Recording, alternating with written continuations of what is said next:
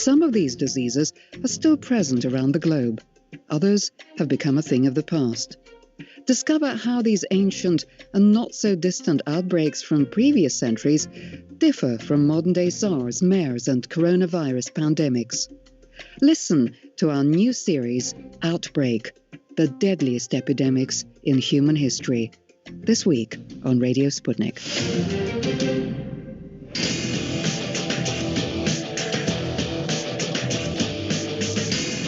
Fault lines.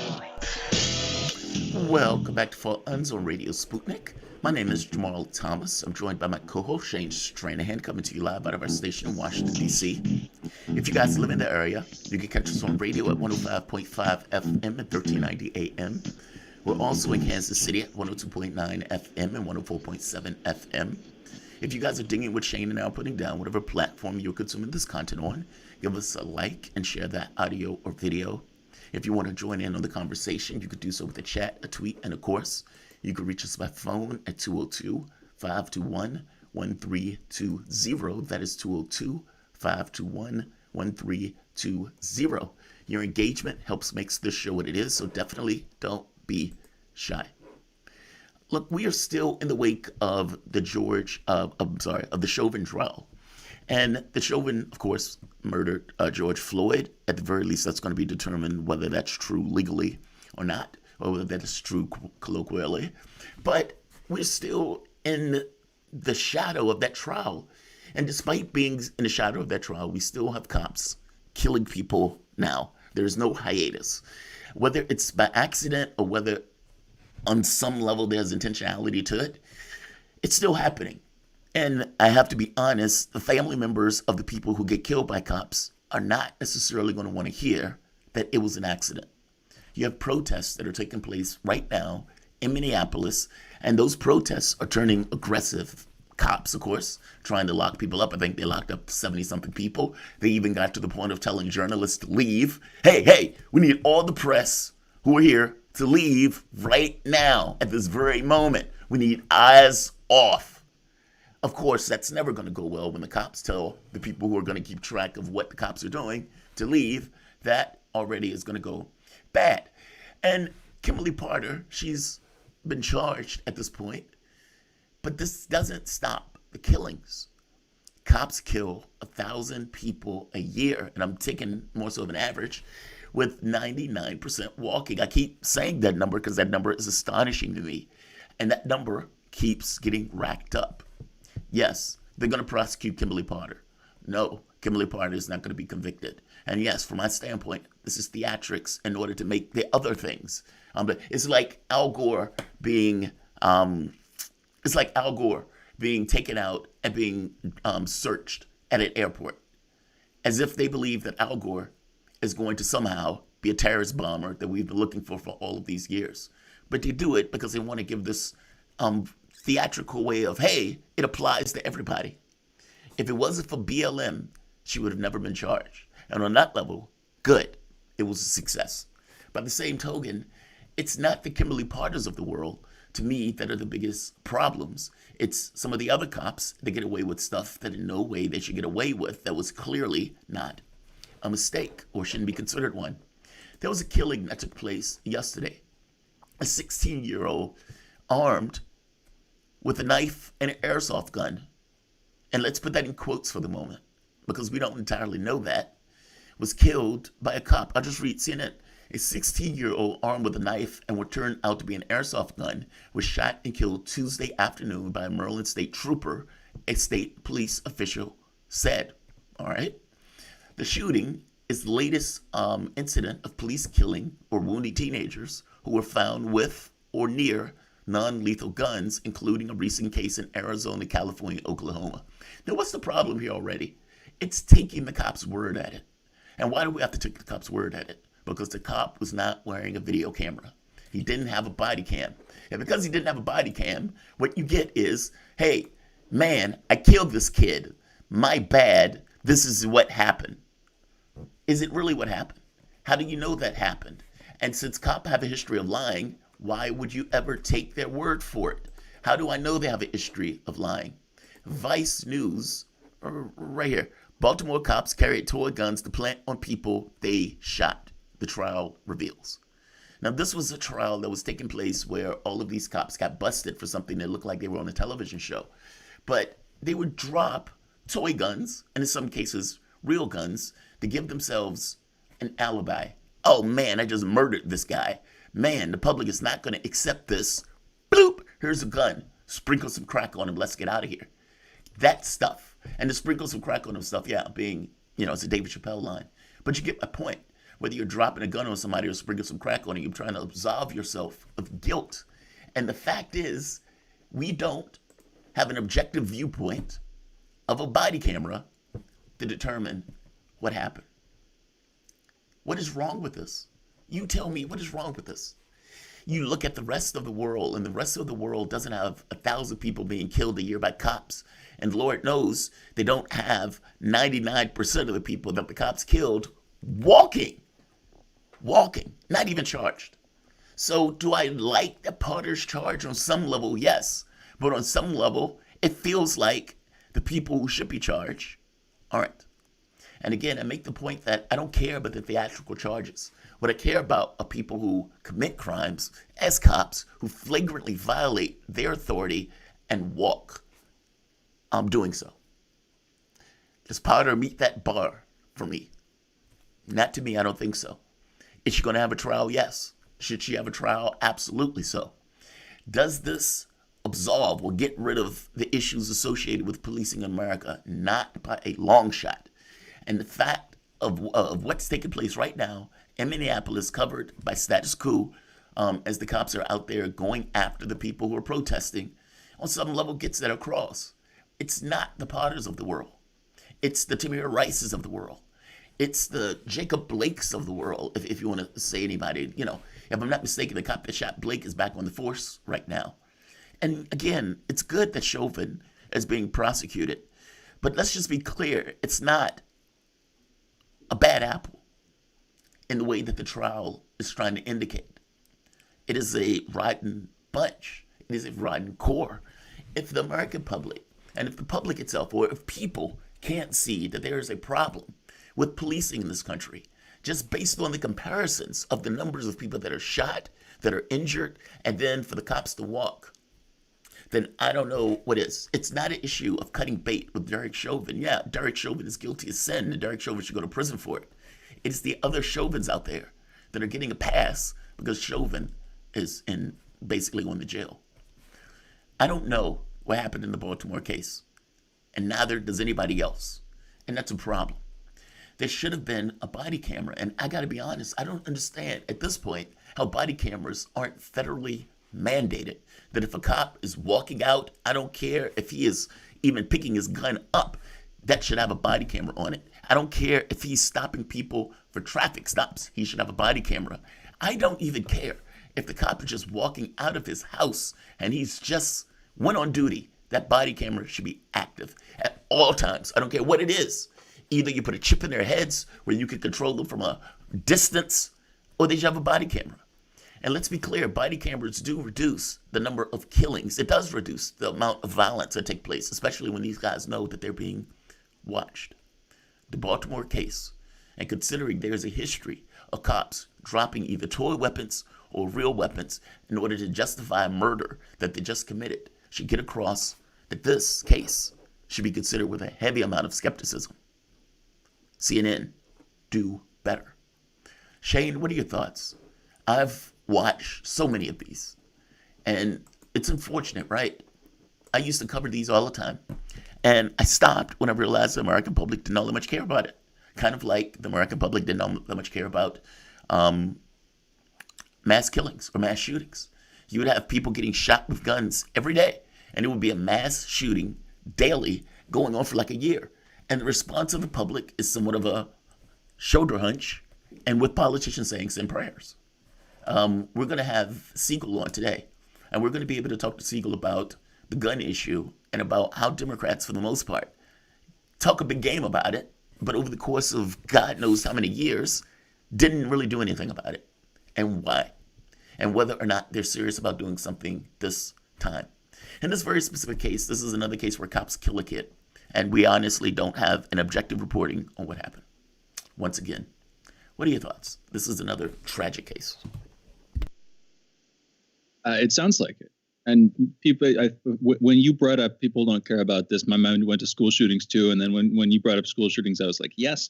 And then I started thinking about wars and how a lot of people tend to not care about wars. The difference with our wars overseas is that they simply do not get reported as our wars nearly as often in the media. Whereas whether it's the school shootings or police shootings, these are seen as our problem. These are seen as America's problem. But they're both kind of out of the periphery of our attention.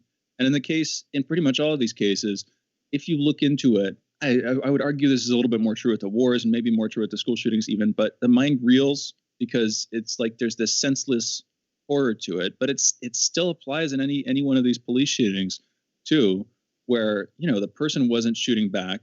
There was no inherent justification for that person's death.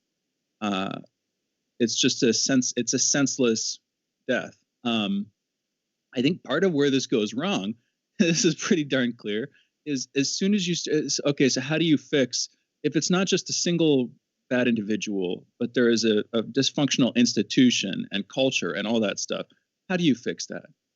And I'm talking specifically about the police shootings here, although you could apply this to school shootings as well. There is no easy answer. The fix is systemic, which makes it by default difficult. And also, which means that by default, you're trying to sort of run up against the territory of not only the opposite party. If you're a Democrat, you're not only running up against Republican interests and Republican voters and arguably making yourself less popular in our democratic system, but in a lot of cases, you're probably going to be butting up against the opinions and interests of people in your own party. You're basically going up against the system if you want to change the system, pretty much by definition. And for all that applies in the case of the police force and police officers and the institution of policing in America, of course, it also applies in education and gun rights, gun threats, gun violence, gun abuse, whatever lens you want to use to look at this stuff with. That is a deep foundational idea in modern and I would argue historically in American democracy that, people have a right to guns, that they have a right to bear arms, and exactly what that definition, where that definition starts and stops, it has been debated and modified to some extent, but that's a deep institution. And then you get to the military, and how do you get the train off the tracks is one way of putting it. We are on this trajectory. We as an American empire are on this long-term trajectory. Now, admittedly, by going to the military, I am suddenly far afield from your police shootings. But coming back to them, these are senseless. My point in taking us there, well, maybe not. And Garland, as he's come on the show before, would point out, well, there's a connection culturally between us getting involved in these wars and this cultural acclimation to violence, and the fact that you have not only school shootings but also police shootings that are unjustified and then covered up. But I guess my final point is these are difficult problems. Now, that doesn't mean that we shouldn't try to fix them. What I'm answering here is your confusion about why the American public turns away from them. The American public turns away from them because there is no easy answer. All of the answers, all of the ways to solve them are difficult, which means there's not a quip you can give to quickly fix it. What's your take, though? I think that's a good point. Basically, the challenge is so large. It's like if I hold something up for my dog that's so high, he just looks at me and walks away, or he gets angry and starts biting me or something, right? It's like when the challenge is so extreme, the person doesn't necessarily feel the need to go after it because they feel like it's impossible. Maybe that is it. That, it's so intractable and there's so many moving factors or moving pieces to even try to get your arms around it that it just feels like send prayers. Only God can do something about it. And then they walk away from it. Maybe you're right. Look, you guys are listening to Fault Lines. You got to close out. Yeah, you guys are listening to Fault Lines with Thomas and Stranahan. We will be back in a moment.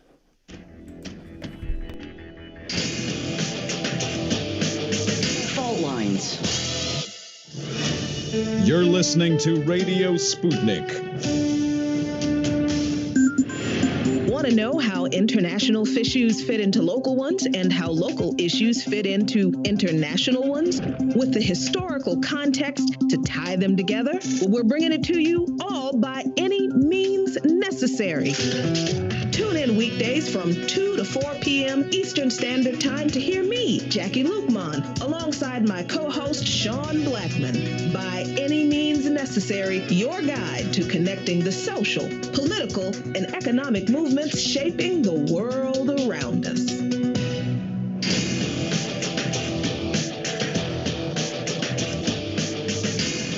Fault Lines. Welcome back to Fault Lines on Radio Sputnik. My name is Jamarl Thomas. I'm joined by my co-hosts. Joined by my co-host Shane Stranahan, coming to you live out of our station in Washington, D.C. So there's been an interesting... I and some lefties bristle at this idea that Joe Biden is in any way similar to FDR. Bristle at the thought. I mean, FDR acted as if the world was coming to an end, as if we were under alien attack, where all of the powers of the federal government needed to be marshaled in order to hold back the night. Social Security, the expansion of jobs, and man, was phenomenal. Even court packing, even to the point where the term court packing was created. All right, the Supreme Court is going to knock down some of my items. Fair enough. I have an mission. I have this urgency about me right now of things that need to be accomplished. So let's pack the court. Now, people bristle at this. Now, of all of the comparisons to FDR that Joe Biden gets, the one that I wouldn't think would take place would be the court packing. That seemed to be the one that people are so dramatically against this time around that I wouldn't even think that this would be something that Joe Biden could bring up, let alone Democrats in Congress try to push. And yet, they recognize a problem. The Supreme Court is a problem. I've said this before. The Supreme Court shouldn't be looked at as this body that is beyond politics. It is a deeply political body. And to prove such, you wouldn't have such fighting over the presidency and the ability to choose who's going to be on the Supreme Court if it wasn't a political body. And if that was the case, you wouldn't care, right? If they were just there reading the law and coming up with some kind of objective version of the law, then you wouldn't really care whether it was a Democrat or Republican that was in the White House that was choosing the members of the court. But we know that's not true. Regardless of how the Supreme Court is talked about, this fair, impartial body, we know that the reality of it is deeply, deeply political. And the fact that it is so far on the right now, part of that as a result of Merrick Garland's seat being stolen. But it's somewhat irrelevant about whether or not it's being stolen. It's deeply in the red. And if Biden, or for that matter, Democrats, want to get anything accomplished, especially something that may end up in the courts, they're going to have to do something about that court. It sounds like they may actually be thinking about it. Congressional Democrats plan to unveil, this is Intercept, plan to unveil legislation expanding the size of the Supreme Court on Thursday, according to 3 congressional sources familiar with the closely held measure. The bill would add 4 seats to the High Court, bringing the total to 13 from the current 9. I don't believe for a moment this is going to go past. By the same token, this is a shot across the bow of the Supreme Court. To have a conversation about this, we're joined with Joel Siegel. He's a former congressional staffer, co-author of H.R. 676, the Expanded and Improved Medicare for All bill, and one of the leading architects for passage of the Affordable Care Act. He is co-founder and national director of Justice Action Mobilization Network and nationwide multiracial climate action network. Joel, thank you for joining us, man. Welcome to the show. Good morning. Good morning. I'm so glad you guys are talking about the Supreme Court, something that I've been talking about as well on different organizations and progressives. So thanks for bringing the subject up. Well, it's a big deal because I've made this. Joe Biden has put through, I guess this is a commission to study the court. And even that on some level is a shot across the bow. It's a shot across the bow in this really passive way. But this is not passive. I mean, these guys are making it very known that the Supreme Court is a problem. And to unveil legislation like that, I wonder what the court is thinking. Even if they think that the legislation has a hard chance of getting across. It is still the fact that the legislation was put out in and of itself that communicates that they consider the Supreme Court a problem. And let's be clear, they should consider it a problem, especially if it's going to take it upon itself to knock down legislation that is put out by the House and the Senate from the Democratic side, and if there's a clear bias in the way that it is knocking down that legislation. What are your thoughts? Because you noted yourself that, yeah, I'm glad you guys are talking about it. It's a problem. It's a deeply political institution. Is it not? Deeply political. I remember I went to University of North Carolina Law School, and I had a professor, Chief Justice Willis Richard, and the point of his class was that the Supreme Court was totally political. And I remember I challenged him and the class, and I said, well, I think the people should lobby the Supreme Court. I think we should protest in front of the Supreme Court. And I remember another law student said, oh, the Supreme Court is apolitical and they're objective. I'm like, no, they're not. Brown versus Board, Roe versus Wade. I remember one case where Judge Rehnquist said we don't have a right to electricity and heat in the winter, and a 90-year-old woman died after her utilities were cut off. So at an early age, in my 20s, I realized the Supreme Court was totally political. And Mr. Connors, before he passed away, told me very worried about the power of the Supreme Court. He'd never seen a Supreme Court this powerful. They are a right-wing oligarchy, and they must be radically reformed with all deliberate speed. They are so dangerous. And I'll close by saying, can anyone really say with a straight face that the gutting of the 1965 Civil Rights Act from Shelby versus Holder, which stripped the Attorney General the ability to tell states who were passing atrocious voter suppression laws that they don't have the power to do that anymore? It was one of the worst decisions I've ever seen. So, yes, there has to be a change in the Supreme Court. It's very, very dangerous. But if it's a political institution, if that in some sense is a complaint, that it, instead of trying to actually fulfill the duties of interpreting the Constitution impartially and objectively for the sake of not just the law, but the American public's deepest interest, if the idea is that it's been continuously co-opted by one or another party, and usually most people here are arguing that it's people on the right, is the answer to make it even more political by trying to co-opt it even more? Is it inevitably political? And if it is inevitably political, is the approach to make it more political by struggling over the reins, or to try to do whatever you can to make it less political by restricting the power that the other party has to set the tenor for what it does? Joel, that was a kind of loaded and continuous question there, but I'm just pushing back in a generic way. Should the left try to take it over, or should they try to simply to restrict the Republicans' ability to take it over? And that does seem like a fundamental difference. What's your take? That's a brilliant question.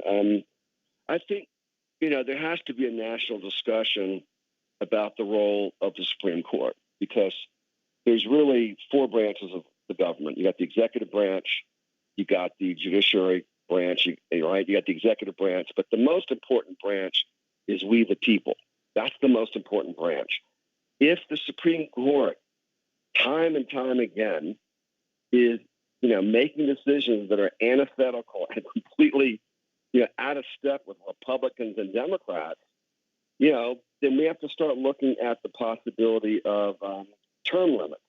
Do we want a far right-wing Supreme Court justice to be there for 40 years? I don't want that. The other thing is, I think there has to be a discussion about the word left and the word right.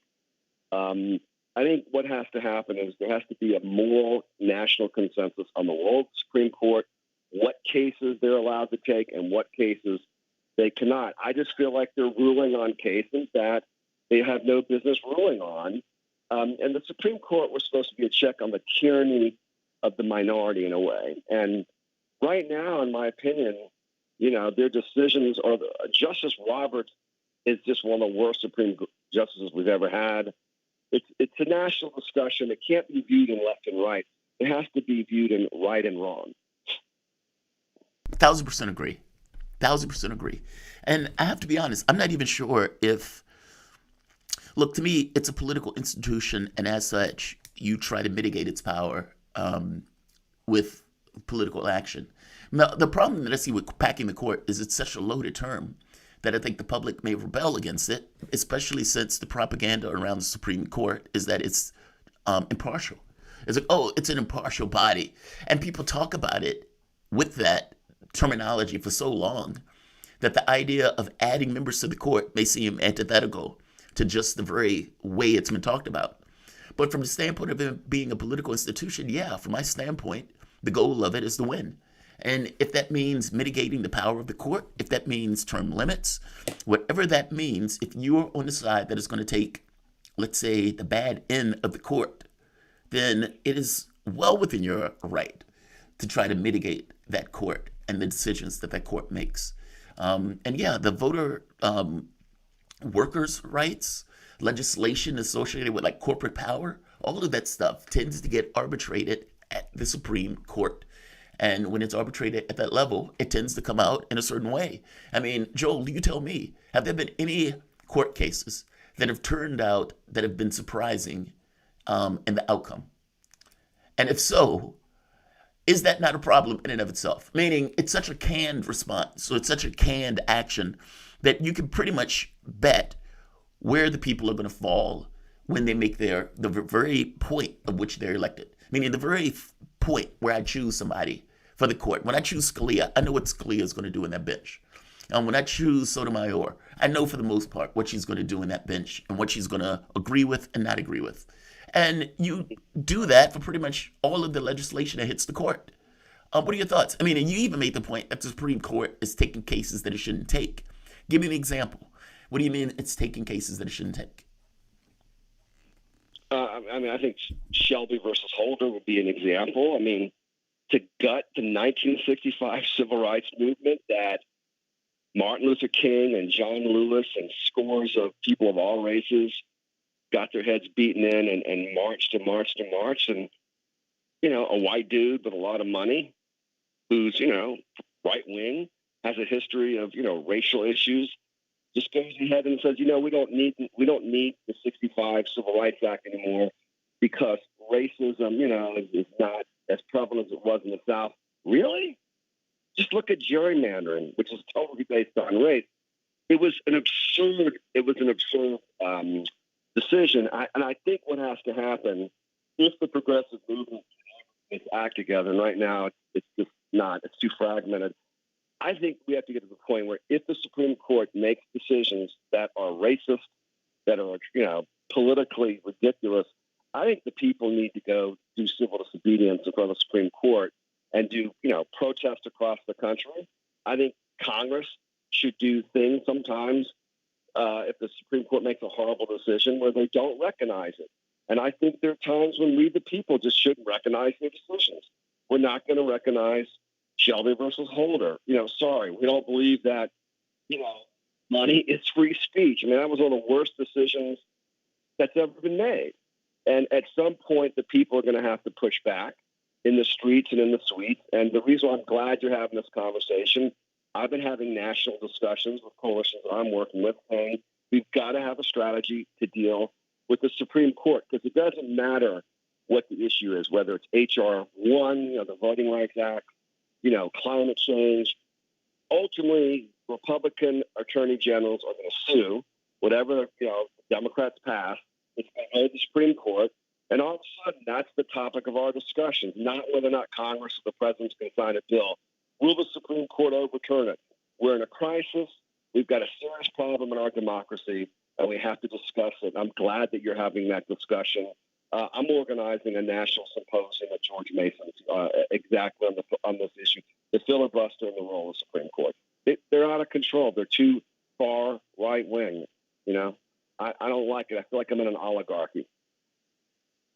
Well, I do too, but I'm worried that the Democrats are just as bad as the Republicans on this one. I'm being completely honest. They each have their own problems. We need to close it out, though.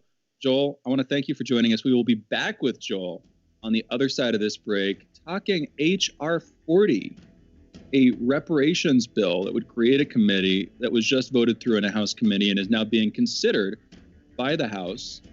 And I believe, and we're going to come back to this, Joel, you mentioned John Conyers earlier. I believe this bill was introduced over 30 years ago, back in 1989, by John Conyers. We're going to be getting into that I know you had a close personal connection with him. You were his aide, I believe. You worked with him. Anyway, you guys are listening to Fault Lines. We are joined by Joel Siegel. For those listening, he is a former congressional staffer, co-author of H.R. 676, the expanded and improved Medicare bill, and one of the leading architects for passage of the Affordable Care Act. You're listening to Fault Lines. We'll be back with Joel on the other side of the short break.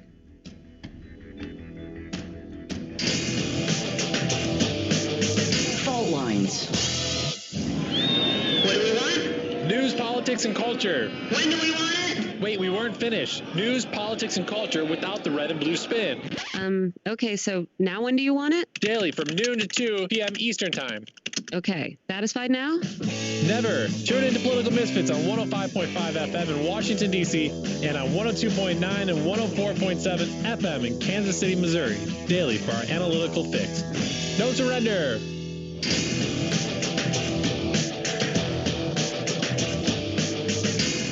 Fault Lines. And we are back. You're listening to Fault Lines with Thomas and Stranahan, and we are talking reparations, as a House committee has just approved a bill that is going to be seen by the House, voted on by the House, potentially go to the Senate. And this bill, again, introduced over 30 years ago by John Conyers, the late John Conyers, and is now actually finally coming to light. Joel, I mentioned a personal connection. You've spoken about this before, and a professional connection. You worked with John Conyers for a long time. In what capacity, can you please remind our listeners and us, in what capacities did you work with John? What do you think he would think about seeing this bill finally seeing much more light than it has in the past in the House, in Congress? And what would that bill do, Joel? Yeah, I was his senior legislative assistant for 13 years and his speechwriter. We traveled every weekend together. We were, I'd say best friends and brothers as well. He was one of the few political geniuses I've ever met in my life. He would be very, very happy. The bill, what the bill does, it's a commission to study the impacts of slavery and racism on the African American community. It does. People think HR 40 is a reparations, bill where there's a price tag to it. That's not the case. It's just a study. And Republicans in the House and the Senate are against a study of 400 years of cruelty to Black people. And I've never understood your opposition to a study bill.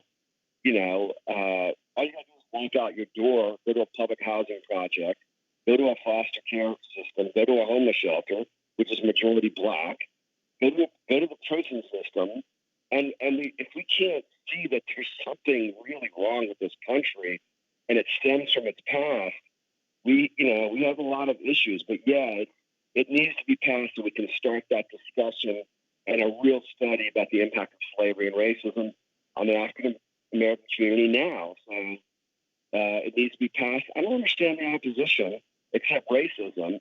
We talk about institutional racism. I would say that's the best illustration of it. When I don't know if the Republicans maybe in the 70s or the 80s would have been against this bill, but the extreme right wing, Trump wing of the party is against it because I think they're institutionally racist. Curious. Period. Not all of them. Well, that's what I was going to ask you. Why do you think they're so against it? I mean, I have my own suspicions. I think they don't want to deal with this issue. Because honestly, if you deal with this issue, you're going to get into issues of crime, issues of violence, issues of drug abuse. Like, it starts to, look, personally, I think I've said it before. I thought that a lot of the protests that were taking place about the police when George Floyd was killed, that it got dropped into this notion that the issue is entirely cops. And I'm like, the issue is not entirely cops. If you look at Wisconsin, the majority of the places in Wisconsin that are Black are like either prisons, jails, or something like that. That's a big deal. It's like, is it possible that there's a link between poverty and crime, or poverty and policing, or over-policing for that matter? Is there a link between these things? And if so, are there legacies for that go back beyond just 10 years? Now, I think that answer is indubitably yes. And I think the moment that you start looking into, okay, what were the long term effects of slavery and whatnot, I think a lot of the other issues start popping up. And I think they have an issue with dealing with that. Because what if that study comes back and says, yes, there are long term systemic effects that are resulting from slavery that have resulted in mass inequalities in our current society? Then don't you have to do something about it if the study comes out and says, yes, that is indeed true?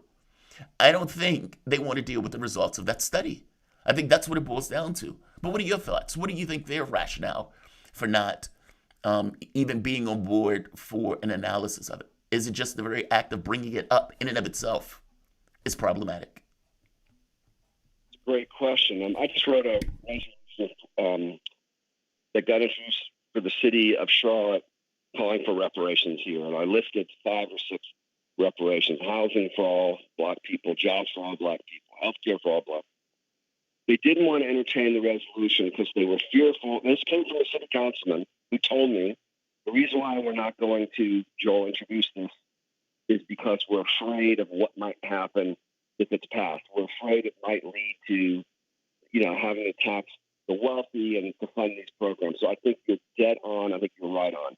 Number 2, the modern Republican Party, which is completely different than, the older Republican Party, views H.R. 40 like Medicare for all or anything that's progressive that they think is progressive, then they say, well, we're against it.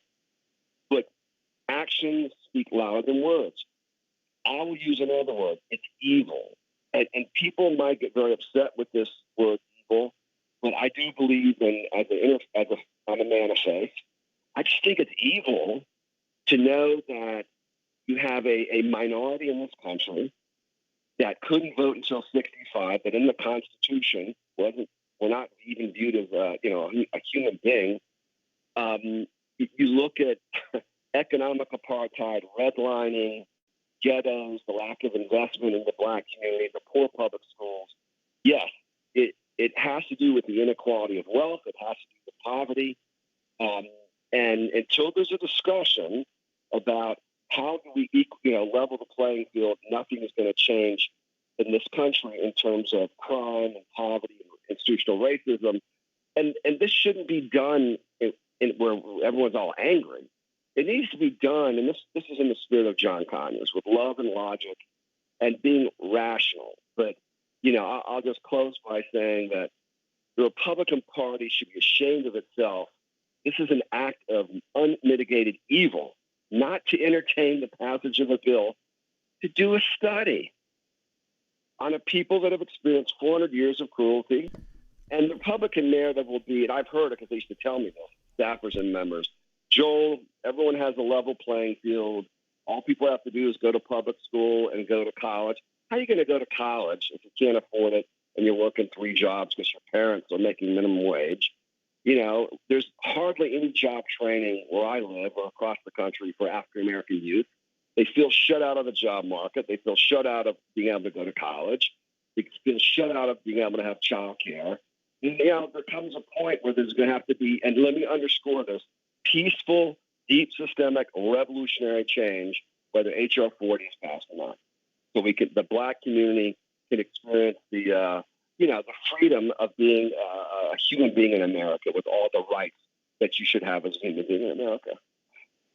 I want to do a kind of indirect straw poll here. Joel, Jamarl, I'm guessing you both know some Republicans, and I'm not talking Republican congressmen. I'm just talking, voters. I'm talking Republicans in the streets. For a while now, I have had a dream, a weird and probably overly naive and optimistic and misplaced dream, but that is some of what defines dreams, I suppose, for a lot of people. In the aspirational sense, a dream that the Republican Party on at least 2 counts could actually turn the corner and make reparations one of their causes. And it might not be the exact form that you're seeing with direct financial compensation. It could be, larger sort of sweeping societal programs, which again, that sounds way more Democratic than Republican at this point. But I want to lay out 2 points here. One, there is a patriotic case to make for reparations. If you want to salvage America, the idea of America, if you want to, on the deepest levels, sort of make whole this American dream, part of how you do that is on at least two fronts, and arguably a third too. And the first two, I think, are patently obvious. The case of Black Americans and African Americans in the States, and obviously the history of not just racism, but slavery and all of the long-term economic deprivations that caused. The second would be Native Americans, who have faced, similar and in some cases overlapping plights and are living in, pretty destitute situations in a lot of cases. The highest rate of police killings for Native Americans. And as far as I can tell, for the last statistics I saw, the lowest likelihood of shooting back at police, the lowest likelihood of actually returning fire. So in other words, under direct police oppression. Those are two fronts. I would argue a third, if you wanted to salvage the sort of the American idea, you should also focus on our wars. But whether that's the sort of first front, the patriotic argument. The second, manufacturing. A lot of what it's in the era after slavery officially ended and after Jim Crow was officially denounced, you had a mass exodus of jobs from urban communities in the Midwest and in the Rust Belt, which were largely hiring Black Americans, and that were in a lot of ways benefiting Black communities. You had jobs getting shipped overseas, sold to the lowest bidder in some cases, and fitting into our foreign policy. So if there, again, this is where I'm going. If I could see the Republicans potentially making a case for out of patriotism and out of sort of economic self-interest, bringing jobs back, making manufacturing whole again, and putting it in Black communities for their benefit. Do you see that happening from the Republican one? Is there any chance of that, Joel, in our last minute? There's always a chance, right? There's just always a chance for justice. I mean, under Reagan passed the Martin Luther King holiday bill. Reagan passed sanctions on South Africa, economic sanctions on South Africa. So it's up to the people to be organizing, especially in the faith community. No, I don't think that they will. I think the Democrats, though, could make that case. I think you're making a very good point. Reparations could be in the form of legislation that deals with universal economic rights, for the Black community that deserves it.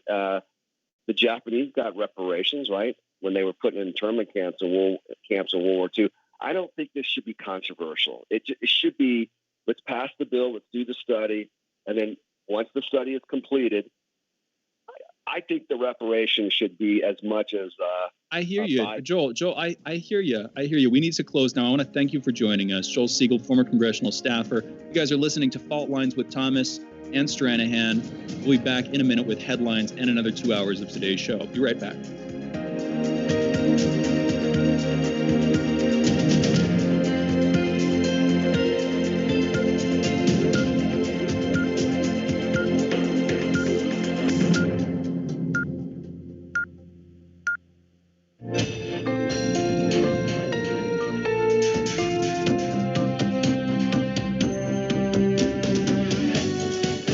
Listening to Radio Sputnik.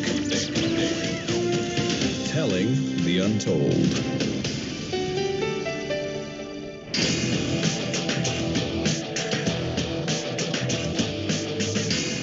Fault Lines.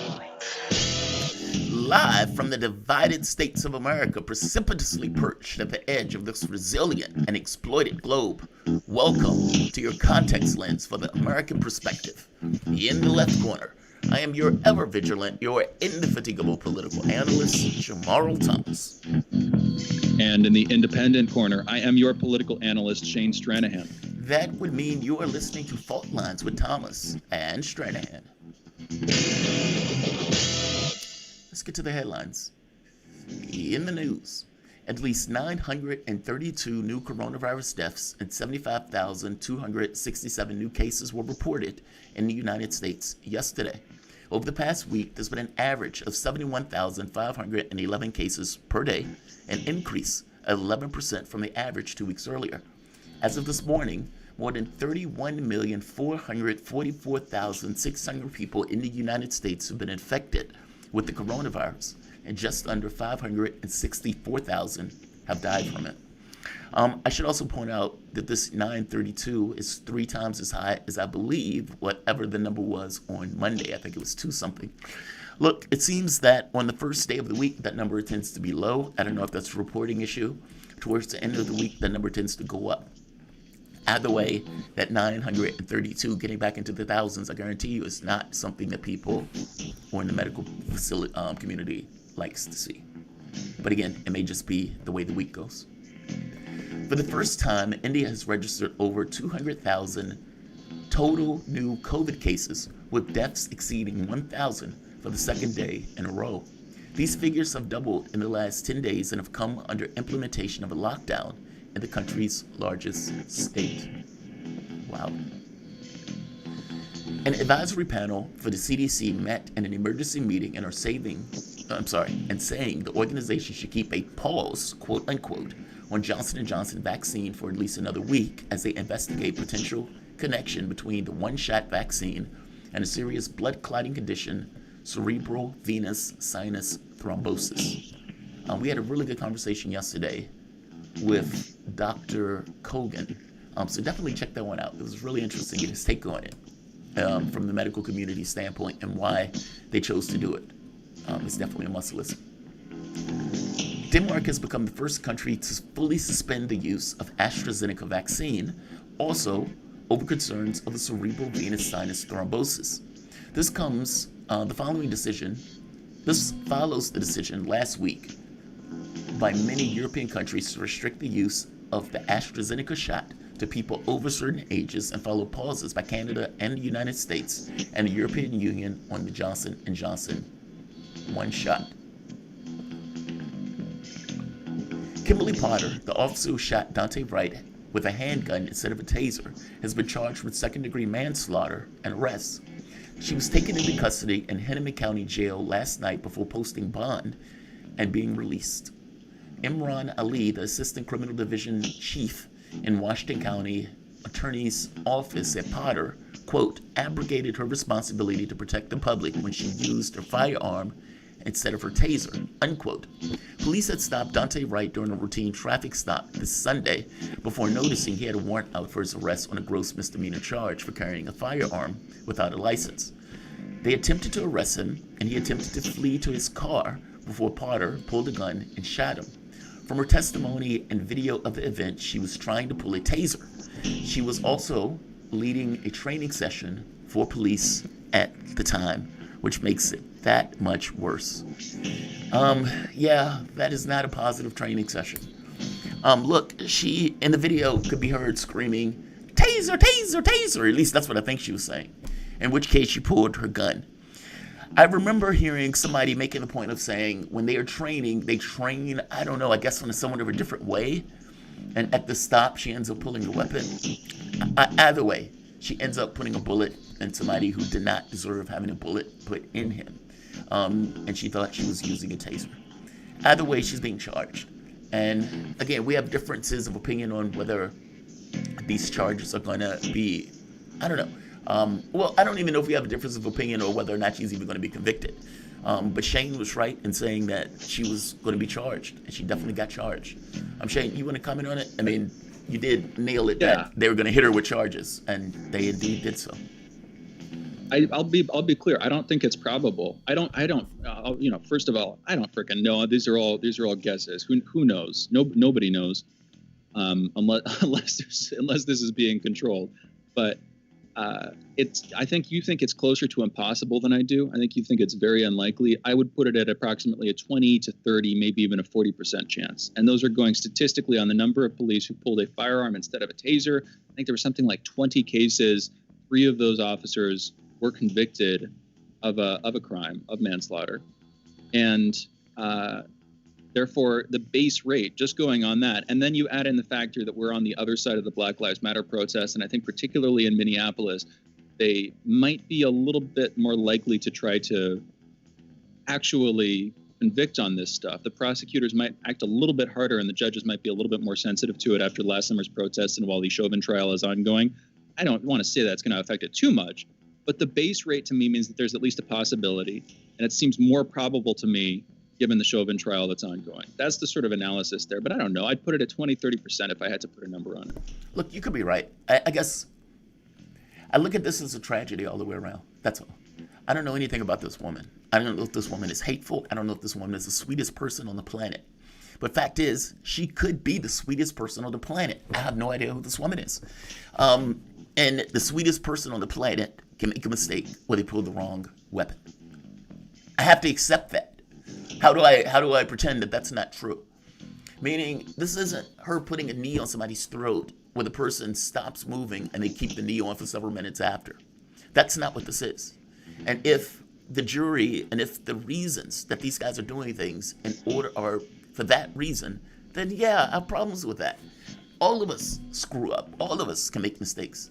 And I get that she's being, on some level, held to account for things that has happened over the past, for God knows how many years in this country. And you're right, we are on the other side of the Black Lives Matter protests. And we are within the context of the trial right now for Derek Chauvin. So that's fair. And you can make a case that says, on some level, all of these people know, meaning the judges, the prosecution, all of these people know that they are in the middle of a trial and that all hell can break loose if Chauvin walks. Or for that matter, let's say it's not even Chauvin walks, if she's given a free pass. So I do get it. But from sitting on the moon, looking at events, and you think to yourself, could this have been me? Could this have been you? Could this have been any person, the nicest person on the planet? Could they have done this? And the answer is yes. And so if I'm being honest, when I keep saying that this is a horrible case, because I don't believe that she was trying to be malicious, I think she actually did indeed make a mistake. And so if I'm stuck with that, how do I come away and say, yeah, they should prosecute this woman to the fullest extent of the law when I think she just screwed up and made a mistake? There are plenty of other cases where I am far more vicious on because I think the person was just vicious in regards to their intent, or because I believe that they should have known better. This is not a case where she should have known better. This is not a case where she tried to do anything wrong. This is a case where it seems like she just made a mistake. And so there are some people who I want prosecuted vigorously. Is this one of them? I can't say yes to that, if I'm being honest. I will be honest. I think this part of it, you have to sort of flesh out your thinking on this stuff. And this had been subconscious in me for a little while, but now I'm making it more conscious. I'll put it like this. In the same way that I think that a parent who sexually abuses their child should be held to a higher standard than somebody who randomly sexually abuses another person, let alone just a pedophile who randomly sexually abuses another child. That person was in your care. That kid was in your care. They're morally, you're supposed to be the person that protects them. And then legally, I just think we should have, and I don't know the different laws in the books in different states, how this stuff gets applied. But my sense is you face a much higher standard. Therefore, the punishment should be much higher if you trespass on that duty. The police are supposed to protect people's lives. Fundamentally, that is one of their main roles in society. And you can view that as their main role, not just protecting the laws, but protecting the citizens the laws are there to protect. And if they trespass on that duty, another way of looking at this is, if I were Kimberly Potter, I wouldn't think to myself, well, I just made a mistake, therefore I should get off scot-free. Yes, you would. If I were in her shoes, I wouldn't think I should be put in jail for life, but I wouldn't be opposed to the idea, okay, I did a seriously bad thing. I killed somebody. I ended somebody's life. I failed my duty. And I not only am not going to work with the force right now, but I will understand if I get brought up. And maybe this is just me stepping into somebody's shoes. And I swear to God, I'm not just trying to morally grandstand. Maybe that's just my personality or whatever. Personally, I think you are, but go ahead. But keep going. Go ahead. Because, you're basically saying, if I was her, if I was a cop, and if I just shot somebody, I would be okay with them putting me. How do you know that? How do you know that? I don't. That's why I'm not saying I am her. That's why I'm not saying that's what's going through her head. I'm saying from my moral perspective, that would be appropriate. I was supposed to protect somebody and I killed them. Okay. You compared it to being a pedophile. How do you accidentally be a pedophile? You compared it to a pedophile. You said if you're a parent and you sexually abuse your kid, you have a higher standard because you sexually abuse your kid. That's not the point that I was making. That's what you said, I was making wasn't. I understand, but you're cutting me off. I wasn't saying it's accidental. I'm saying there should be a higher standard applied to that person. That was the side of the argument that I was making the parallel for. I know, but why did you use pedophilia as an example? Because pedophilia seems like it doesn't apply. Like, if I make a mistake, fair enough, but how are you accidental pedophile?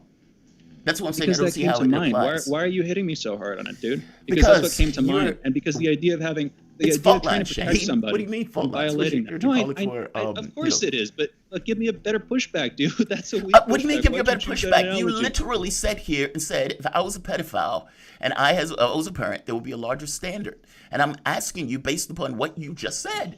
It's not like I'm making it up. I'm asking you, how does being a pedophile in anywhere compare? How does being a pedophile? How does being a pedophile in anywhere compare to a cop that accidentally shot somebody? I just don't see the standard. I don't even see how the comparison is made. The police, okay, dude, you keep filibustering because the police are supposed to protect the public, and a parent is supposed to protect their child. Okay. And if a police officer shoots somebody accidentally and kills them, or if a police officer shoots anybody intentionally without justification and kills them, they are violating their duties in a way that I would argue is morally, parallel to a parent abusing their child. That's the argument that I was making. And if I want to get into petty pushback too, I didn't say if I were a parent pedophile. I said looking at parents who do that kind of thing, that I think that there should be a similar standard held to them. All right. Moving past the ad hominem attacks for a moment, petty pushback. It's not petty pushback. I'm using basically what you said. If a parent is a pedophile, that's not an ad hominem. I'm just criticizing the argument. I didn't criticize you. Okay. Well, I'm going to call it ad hominem. I'm taking up your tactics for a moment. From the standpoint of a pedophile, is nothing related to this case. That's the point I'm trying to make to you. If a parent accidentally sexually abuses their kid, okay, then maybe you could say that's related to it. But the reality of it is, she accidentally pulled the wrong weapon and killed him instead of tasing him. That's the reality of the case. I don't see how the pedophile thing comes into play. If you want to see a parent accidentally does something where, they're supposed to be taking care of their kid, they fail in that responsibility of taking care of their kid, then fair enough.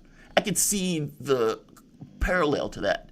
But I don't see the parallel to how a kid can accidentally get sexually abused. I don't see the combination of the two. And even using pedophilia seems so loaded to talk about this woman in this situation. I don't know. It just seems so out of whack in the way that you're talking about her, and the comparisons that you're using for it. It comes across as loaded. To be clear, I'm not saying she's a pedophile. I'm not saying she did anything on that level. I'm saying she killed somebody unintentionally, and that she should be held to a standard as a police officer who's supposed to protect the public. But we've already been over this, man. We got other headlines. Fair enough. A House committee yesterday voted for the first time to pass a bill that would create a commission to provide Black Americans with reparations for slavery. The bill, titled H.R. 40, was introduced over 30 years ago and would establish a 13-person commission to study the lasting impacts from slavery and ongoing racial discrimination throughout the history of the country's history, as well as provide its findings to Congress, recommend possible remedies, including financial reparations. After being approved by the committee, the bill will now head to the House for a full vote. Oh, they're going to run from that thing like the plague. Look, I think Siegel is right that this is something that should be held up. I have serious doubts about whether it will be, only because this is something that not just Republicans have pushed back against, Democrats have been usually almost uniformly against. And I think part of this is that they feel that they can be attacked by pushing something like this. But look, I could be wrong. I thought the Black Lives Matter protests would have had a far better bang for the buck by pushing for something like this as opposed to the police thing. Because at the end of the day, the changing policing is not really and entirely the end-all be-all of what I think people want. No, I don't think people want to be shot by cops. And no, I don't think people want this kind of aggressive, boisterous policing. But I do think that boisterous and aggressive policing goes down if you have communities that are far better maintained and taken care of and aren't necessarily in disrepute. But we'll see. Who knows? Maybe the world has changed as a result of the protests. We'll see. Those are your headlines. You guys are listening to Fault Lines with Thomas and Stranahan. We will be back in a moment.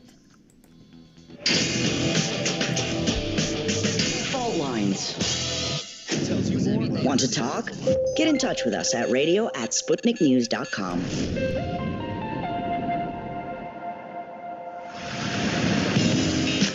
Are you bored? Are you lonely?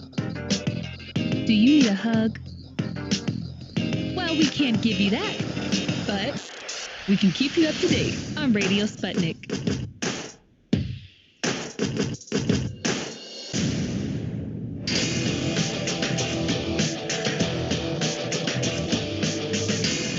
Fault Lines. And we're back. You're listening to Fault Lines with Thomas and Stranahan. And we're talking Kamala Harris and how she loves to crochet. Actually, scratch that. That's what the Washington Post reported on earlier this week, talking about Kamala Harris in the light of her love for crocheting, how she is revitalizing the D.C. yarn scene, and how growing up she liked to crochet a lot. Now, this comes, again, the Washington Post releases effectively a puff piece at the same time as Kamala Harris, who President Biden put in charge of the migrant situation, of the immigration crisis, which, again, I'm going to use the word crisis there. That word is being used a lot. It is one. She has not done a press conference. She has not voiced too many opinions on how to solve that. And this comes as in the last couple of days, she's announced that she's planning a trip to Mexico and Guatemala, following the news that we're about to sign a security deal with the governments of Mexico, Guatemala, and Honduras over sort of militarizing the borders between these countries in order to stem the flow of migrants to the U.S. And again, I'm just hitting on the Washington Post here, really. Instead of criticizing her on that, instead of pushing back on her on that, they publish a puff piece making light of it. Again, she has not commented publicly very much at all on this. She hasn't done a press conference on it in weeks, in over 3 weeks at this point.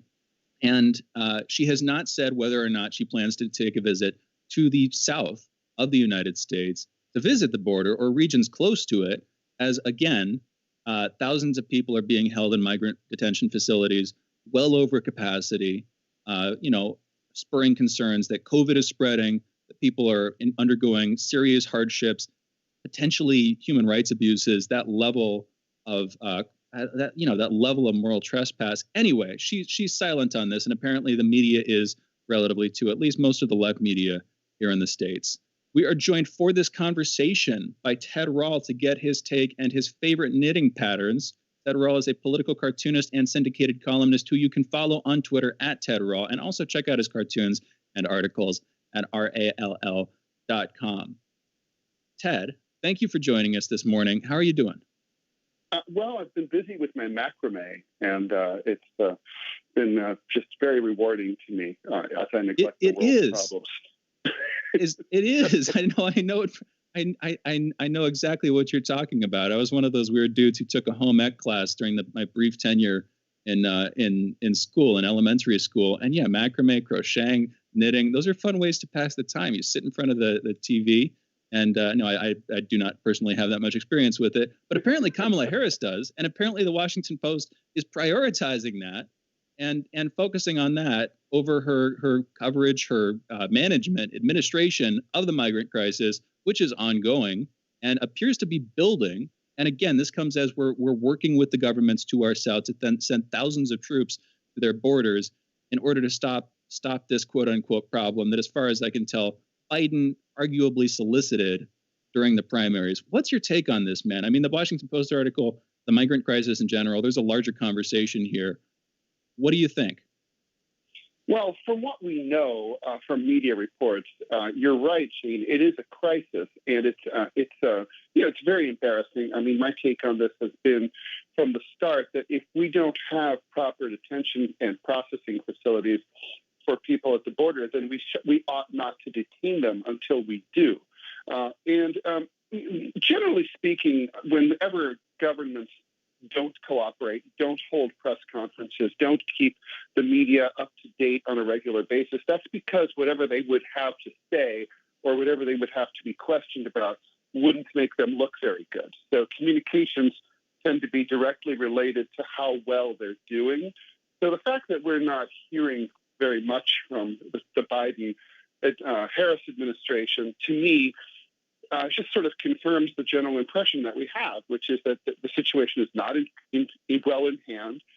They don't have places that are suitable to house these new arrivals and try to get them to relatives within the United States, or for that matter, deport them, which Biden has been bragging that he's been doing in vast numbers. And so, yeah, it's no doubt that they inherited this problem from the Trump administration, but they certainly knew it was coming well before January 20th, or they ought to have known. So I think it's pretty embarrassing, and more to the point, it's a really bleak and abusive situation for the migrants themselves. Beyond the migrant issue, though, I mean, when Joe Biden came in, a lot of the attacks that Joe Biden put on Trump had to do with his handling of immigration. And yeah, and his handling of immigration. Basically, oh, Donald Trump is horrible with immigration. Donald Trump is bad at this. Even the thing to the border in regards to Mexico and having the migrants stay in Mexico. I had a person who I was talking to about this issue, and they made the point of saying, look, the migrants in Mexico are not all that safe. That the Mexican government and whatever deal that it made with Trump, part of that deal was not necessarily ensuring that they remained safe and protected while they were there. And now you have this thing where Biden is basically working with the governments in the South to militarize the area by which the people are coming or the kids are coming to the country. One of the most revealing questions that was asked to Jen Psaki had to do with, well, wait a minute. How do you know it's safe for the kids? You guys said that the people who are coming here are children. If you guys are militarizing it, how do you know that that's safe? And of course, Psaki didn't necessarily have a good answer to that. She said, we're not militarizing it. We're just putting police forces along the route. Is it, I mean, this seems to be pretty bad in regards to their handling of it and even the way that they're talking about it. I mean, the media in this can't seem to bring up a question on this. Like, it's very bizarre. Like, Kamala Harris is crocheting. That's great. But what about answering questions since she's the front person, supposedly, for the things that are taking place in South America? It just seems like they're getting a massive pass that the Trump administration wasn't quite getting. Well, that's true on a whole host of issues, isn't it? Yes, I think that's totally right. There's generally a feeling within the editorial sector of the media, as well as beat reporters, that the Biden people deserve space to fix this problem, and that generally speaking, even after time passes, even if they don't do any better than Trump, that Biden gets credit simply for not using nativist language, for not using the kind of rhetoric that Trump used. Basically the sense is even if the results are exactly the same, Biden's intent is different, and therefore he deserves a wide latitude, whereas Trump did not. And heck, Pence, I want to come back to this. Pence was put in charge of the coronavirus task force. He was put in charge of the coronavirus situation by Trump. As presidents do, they delegate, in this case, in each of these cases, to their vice presidents. And here's where I'm going with this. When Pence was put in charge of that, if you remember, during the full swing of the pandemic last summer, going into the winter, he was doing weekly, almost daily press conferences. He was talking to the public. He was at length responding to questions, talking constantly. The silence from Kamala on this one is deafening. It's weird, and we could talk about this from the angle of the media, like you and Jamarl just were, about how the media again is effectively giving the Biden administration a pass on grounds on which they would have hit Trump as hard as they about as hard as they ever did. You could talk about it from the media's perspective. You could also talk about it from what the heck is going through their heads, what the heck is going through Kamala Harris's head, through Biden's head, through the other staff in the administration, Alejandro Mayorkas, the people who are in charge of this issue. Leak after leak, well, not leaks, but with Alejandro Mayorkas asking for the border wall to be filled in, unfinished segments of the border wall to be filled in, contra what Biden ran on effectively. Between that announcement coming out, Jen Psaki answering unsatisfactorily about, there are remaining allocated funds that we need to finish spending. Beyond that, we're still reviewing. It is unlikely, I'm paraphrasing here quite a bit. It's unlikely we're going to keep building the border wall, but we're still looking at the situation, that kind of thing. Effectively a non-response response. However you want to hit this, we just hit the media angle. What do you think is running through the heads of Harris, of Biden, of Psaki for that matter, of other politicians and political faces working on this stuff? Ted, what do you think? Well, I mean, I think Harris obviously has a view toward the next presidential election and would, if she had something positive to report, or at least net positive, would be all over the tube trying to make her, get more publicity for herself and establish herself as sort of a president in waiting. That's clearly not going on. There's probably right now, short of drawing down on the paycheck protection program, no bigger no-show job in America than being a White House correspondent in the age of the Biden administration. They haven't been asking the administration even for more frequent appearances from the president. He's only given one press conference, and we are in April. That is not normal. We are in a time of national crisis. We should be hearing from this president every single day, and he should be taking questions from the media. So it's, there's no cry on the editorial pages, hey, why aren't we hearing from him, much less Harris. I think we would be hearing more from Harris, and we probably will if and when the administration feels that they have turned the corner on this crisis.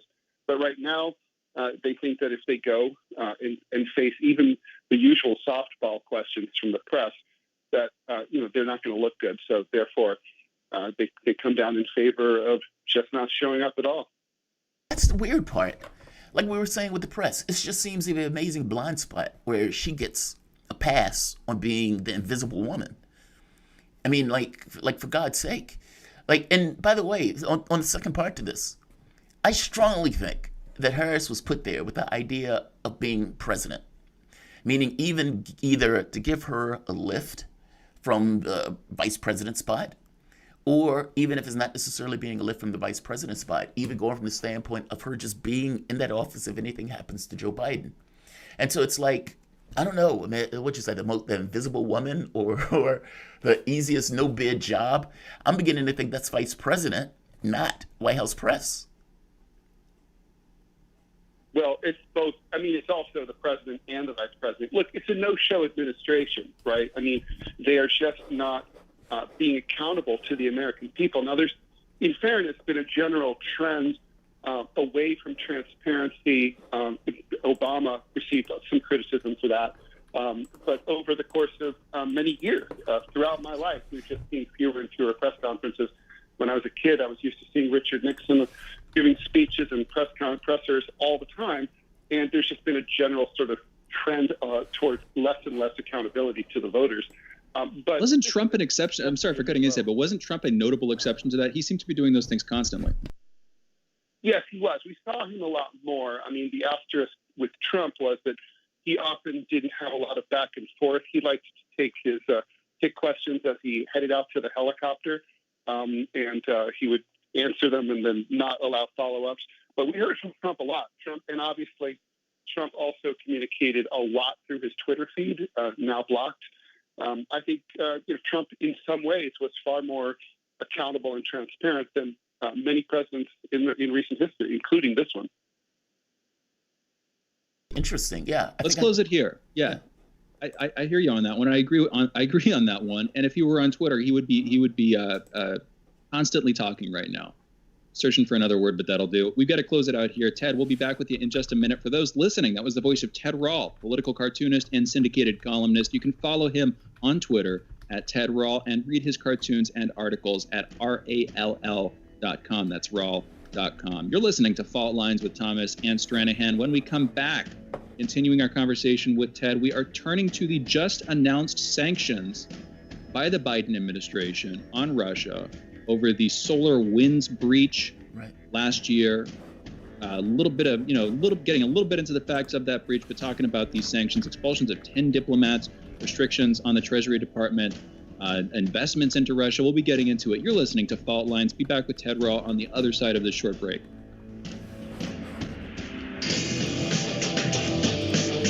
Fault Lines. We are above all the latest developments, and we don't take any sides. Radio Sputnik, telling the untold. So, Sean, what do you want to talk about today? Well, Bob, that's easy. I want to talk about the need to stop the development of self-driving cars. Again, Sean, you're driving me nuts. I think the self-driving car thing's already out of the gate. No, it's never too late. See, now the leading experts in the field, just pick one, whichever one, leading experts have repeatedly warned us about the dangers of artificial intelligence. Look, I'm telling you, man, we have to stop the robots by any means necessary. I see what you did there. Yep.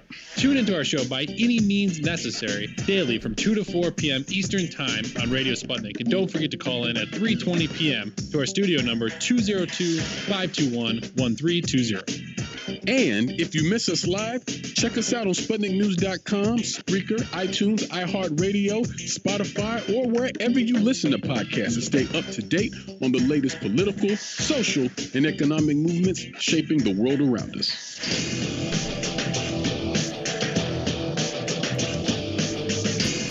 Fault lines. Welcome back to Fault Lines on Radio Sputnik. My name is Jamarl Thomas. I'm joined by my co-host Shane Stranahan, coming to you live out of our station in Washington, D.C. As it was just noted, the United States is implementing quote-unquote sweeping sanctions targeting the Russian economy. This is Axios. The Biden administration announced it will sanction dozens of Russian officials and entities, expelled 10 diplomats from the United States, and set new restrictions on buying sovereign debt in response to the massive SolarWinds hack of federal agencies and interference in the 2020 election that they are accusing the Russian government of. What's wild about this is what interference into the 2020 elections are these guys talking about? I remember them saying 2016, but they've added 2020 to that also. That's great. To have a conversation about this, we're with Ted Rall. He's a political cartoonist and syndicated columnist. And Ted, this is just happening, and so we're just bringing this up, so that's fair. Just to give a little bit more information, 6 Russian tech companies will be sanctioned for providing support to the Russian intelligence cyber activities, while 32 entities and individuals will be designated for their role in the Kremlin's election interference campaign. 10 intelligence officers working under diplomatic cover in the United States will be expelled. In partnership with the European Union, the United Kingdom, Australia, and Canada, the United States will also sanction 8 individuals and entities for their role in Russia's ongoing occupation of the Crimea, which is basically the Crimea to the tune of voting to be with Russia. Ted, what are your thoughts? The U.S. has been putting sanctions for God knows how long. And at some point, it needs to be recognized, A, that a lot of the stuff they don't know, meaning it's them just kind of putting out there from their perspective and they're putting sanctions and everything else. But on top of that, what do they expect this to do? Like, let's be very honest with this. Do they believe that the sanctions that they've been passing on peer nations has had an effect on those peer nations, be it China or be it Russia? And even if Turkey, if India, Germany, they've been sanctioning at this point all of these countries, some of these countries of our allies. At which point is it that you've sanctioned so many people that they've just become ineffective? Or at which point do you even recognize that they're ineffective? And I would even go further. Are sanctions just being passed just to say that you did something to a press that is basically asking you, when are you going to do something? I know I'm throwing out a lot, but I'm sick of the sanctions because it seems like sanctions are an act of war, and we pass these things out like they're candy corns. And at a certain point, it needs to become clear that A, they're not doing what you're saying they're doing, and you're putting them out for theatrics, or B, they're having an outsized influence where you're causing a lot of harm and havoc, such as in Venezuela, Iran, etc. What are your thoughts? Yes, the question is, two-part, right? Do sanctions have an effect? Of course they do. They make prices go up. They make life more difficult for ordinary citizens. But then the question is, do they have the effect that was advertised, which is to change the behavior of the target of the sanctions? And there's really not much positive to say on that. Historically, probably the only example that's credible is the sanctions that were against apartheid-era South Africa. And even that's kind of sketchy. I mean, far more typical is the Cuban experience, where the Cuban people suffered for decades under what they called the blockado, but then they, it really didn't change anything. Obviously, the Communist Party is still running Cuba, and nobody expects China or Russia or any other country really to change anything or modify their policies as a result of any kinds of sanctions. They just don't really work to do that. So I think in part it's to throw a stop to the press, and it has that effect. But I think it's more reflective of sort of an Anglo-Saxon American sort of mentality that before you enter negotiations, you want to soften up your target by beating them up. So the best way to cut a good deal with someone who wants to be you want to have as your future friend, or at least someone you can get along with, is to beat the crap out of them first. Sort of like the Christmas bombings before the Paris peace talks that were meant to end the Vietnam War. Rather than tamp down, the United States accelerated the attacks on North Vietnam. Yeah. I think it's clear that Biden wants improved relations with Russia. He had, by all accounts, by both Moscow and Washington, said that there was a productive and cordial conversation between Presidents Putin and Biden, that Biden does not want tensions to be ramped up. He wants to bring them in for a soft landing.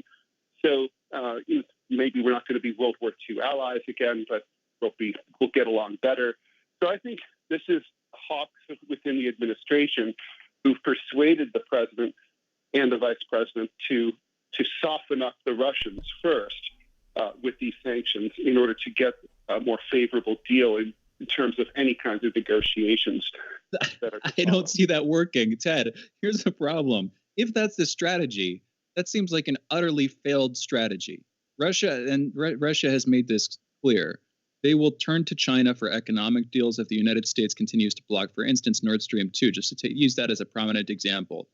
They'll sell their natural gas to China, and China can use it, and it would give China a degree of insulation from the effects of not just a trade war, but an outright war. If the United States and China were ever to go to war, we would try to block the South China Sea. That would cut off a lot of their exports, as well as, more importantly, arguably, their imports. So they're very open to the idea of having that pass to the north. That's just on Nord Stream 2. But I got caught up in that. The point that I'm making here generally is, if what we want to do is soften up Russia for the sake of better negotiating ability, not only does that sound like a misplaced imitation of Trump, but it's not going to work. Russia has made it clear they will simply back off and seek other agreements, seek other allies. And I here's the thing. At the same time, the call may have been cordial between Putin and Biden, but it was just the last month. It was just a month before that Biden publicly called Putin a soulless killer, saying, you have no soul and that Putin is a killer. I feel like what's happening instead, and I want to get your take on it, is there is either one of two things. There is either a coordinated offensive that is simply trying to muddy the waters in different ways while ratcheting up tensions with Russia in order to destabilize and try to isolate them, try to weaken them economically, destabilize them politically, and isolate them diplomatically from access to other countries. Either that, or we have a hydra that is biting itself, and I'm speaking of the United States, where different heads, different faces of this monster are trying to do different things. They're running up against each other, and they're slowing themselves down in the process, but they're also lashing out at what they perceive to be their enemies. As far as I can tell, it's one of those two, and it may be both. The first one is a sort of more coordinated response. The second one is a more decentralized and incoherent response. Which of the two, maybe those two aren't representative, and maybe you disagree with me on some key counts here, but if you had to put it on one of those two or some other option, what do you think it is, Ted? I'm on Team Hydra. I think it's going to be, I think what we're looking at is a divided administration and set of elites. I mean, you mentioned Biden's sort of ill-advised remark about Putin being a killer. That was prompted by George Stephanopoulos, the host, and he's like, well, do you think he is? Sure, he is. It's not something that Biden just sort of said. We know he runs off at the mouth and isn't exactly a very disciplined communicator the way Obama was. So I don't think he would have said that spontaneously. I think, but the sense, Biden to me represents a section of the administration that's looking for ratcheted down tensions, and that's with the announced withdrawal of troops from Afghanistan seems to be part and parcel of that. Whereas he has a lot of hawks within the administration, including Blinken, who I think are, meanwhile say, okay, Mr. President, if we're gonna, you can talk to Putin, but let's do this other thing. Let's do these sanctions. So I think it's the Hydra model. I think there's in the old left term, there's a division within the ruling classes here about what's the best way to proceed. I don't think this is a very coordinated, tightly scripted administration by any means. Well, I mean, is that true though? I mean, especially from, for example, is it possible for Biden to have taken a different tact? And I'm going to go so far as to say no. And the reason I say that is over the past, I don't know, from the entire time that Trump was in office, you had the whole Russiagate stuff. And you had that stuff building up ahead of steam, going all the way from the investigation, everything from even finding out that the investigation was somewhat baloney. That still didn't stop the head of steam. And so you have a Democratic Party that roundly considers Russia as being the reason that Donald Trump got in office. Even so, I would even go so far as to say this is the animosity towards Julian Assange on some level. That this belief that Julian Assange was working with the Russians to somehow undermine Hillary Clinton from her esteemed, expected place in our political space. I think it's that nonsense. And so when Biden is in his office, he knows what Stephanopoulos wants. And he knows the answer that his party wants. And he gives them the answer that his party wants. And I think this is no different. If Biden found a smoking gun that Russia had nothing to do with it, I don't think not one thing is different. I still think he goes through the sanctions. I still think he expelled the diplomats. All of that stuff I still think remains true. I think at this point it has taken a life of its own in regards to the politics of it. And look, this was one of my biggest concerns. If we go back to like a year or so ago when I was on Political Misfits, that the energy of it doesn't just stop. It keeps going. And it takes a life of its own regardless of what the president wants. Am I being too hard on the Democratic Party on this? What are your thoughts on it? Well, I agree with you on that. Look, I think it's largely at a certain point pretextual. I don't think for 1 minute that they have a strong or even really perhaps any evidence that Russia was behind the SolarWinds hacks.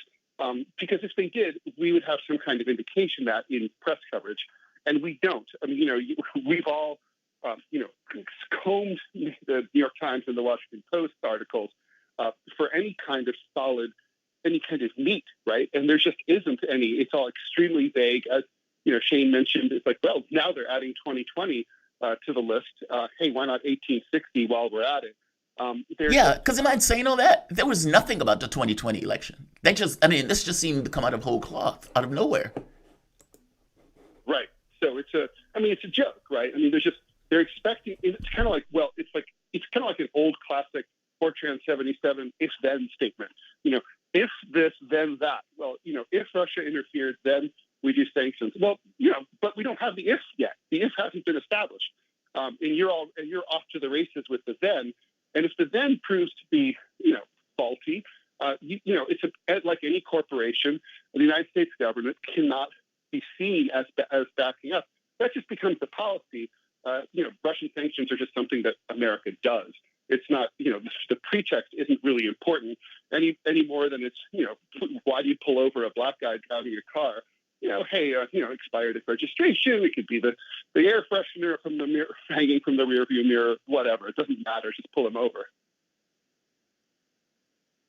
Well, let's do this. Let's close it here. Yeah, let's close it. We both paused there at the brink. Ted, great conversation. I want one last quick point before we close here, just while we're on this topic with Afghanistan. What I'm worried about is that the withdrawal from Afghanistan, at least the announced one, and I'm still not 100% sure that we're actually going to follow through on it, although, of course, we do show signs of going through with it. It's just like somebody at a horrible party who keeps saying they're going to leave and keeps staying and doing whatever drugs are available. It's a misplaced analogy, another one this morning, I suppose. But I'm worried we're going to stay there. I'm worried we're going to stay there. And I'm worried, frankly, even if we do leave, that's not a lowering of tensions. That is a sort of strategic repositioning, that we're lessening our involvement in one region of the world and preparing to ramp up our involvement in another. And that's where it gets deadly serious. And I hope I'm wrong on that.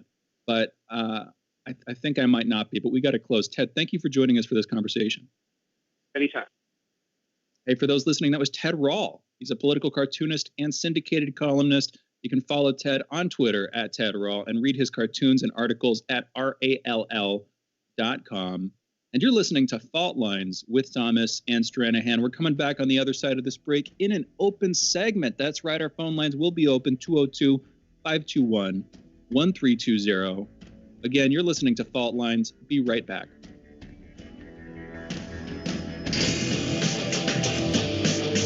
Fault Lines. We are talking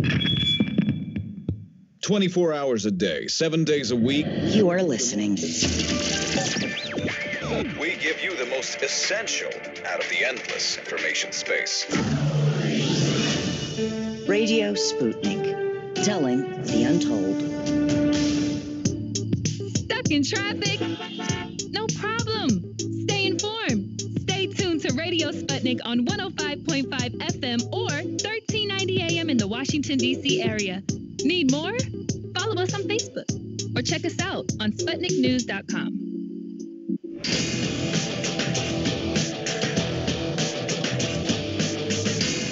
Fault Lines. And we are back. You're listening to Fault Lines with Thomas and Stranahan, and we're taking calls, and boy, do we have them.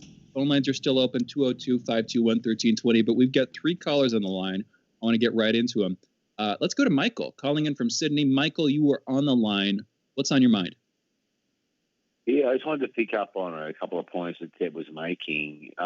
Basically, American foreign policy is on autopilot at the moment. Actually, the whole American government's on autopilot at the moment, where they basically, like, Joe Biden's just like a seal of assent, if bills pass through Congress, and they wheel out documents to him to sign, and he signs them. But basically, he's just like a figurehead, like a rubber stamp for Congress and whatever his party wants to do.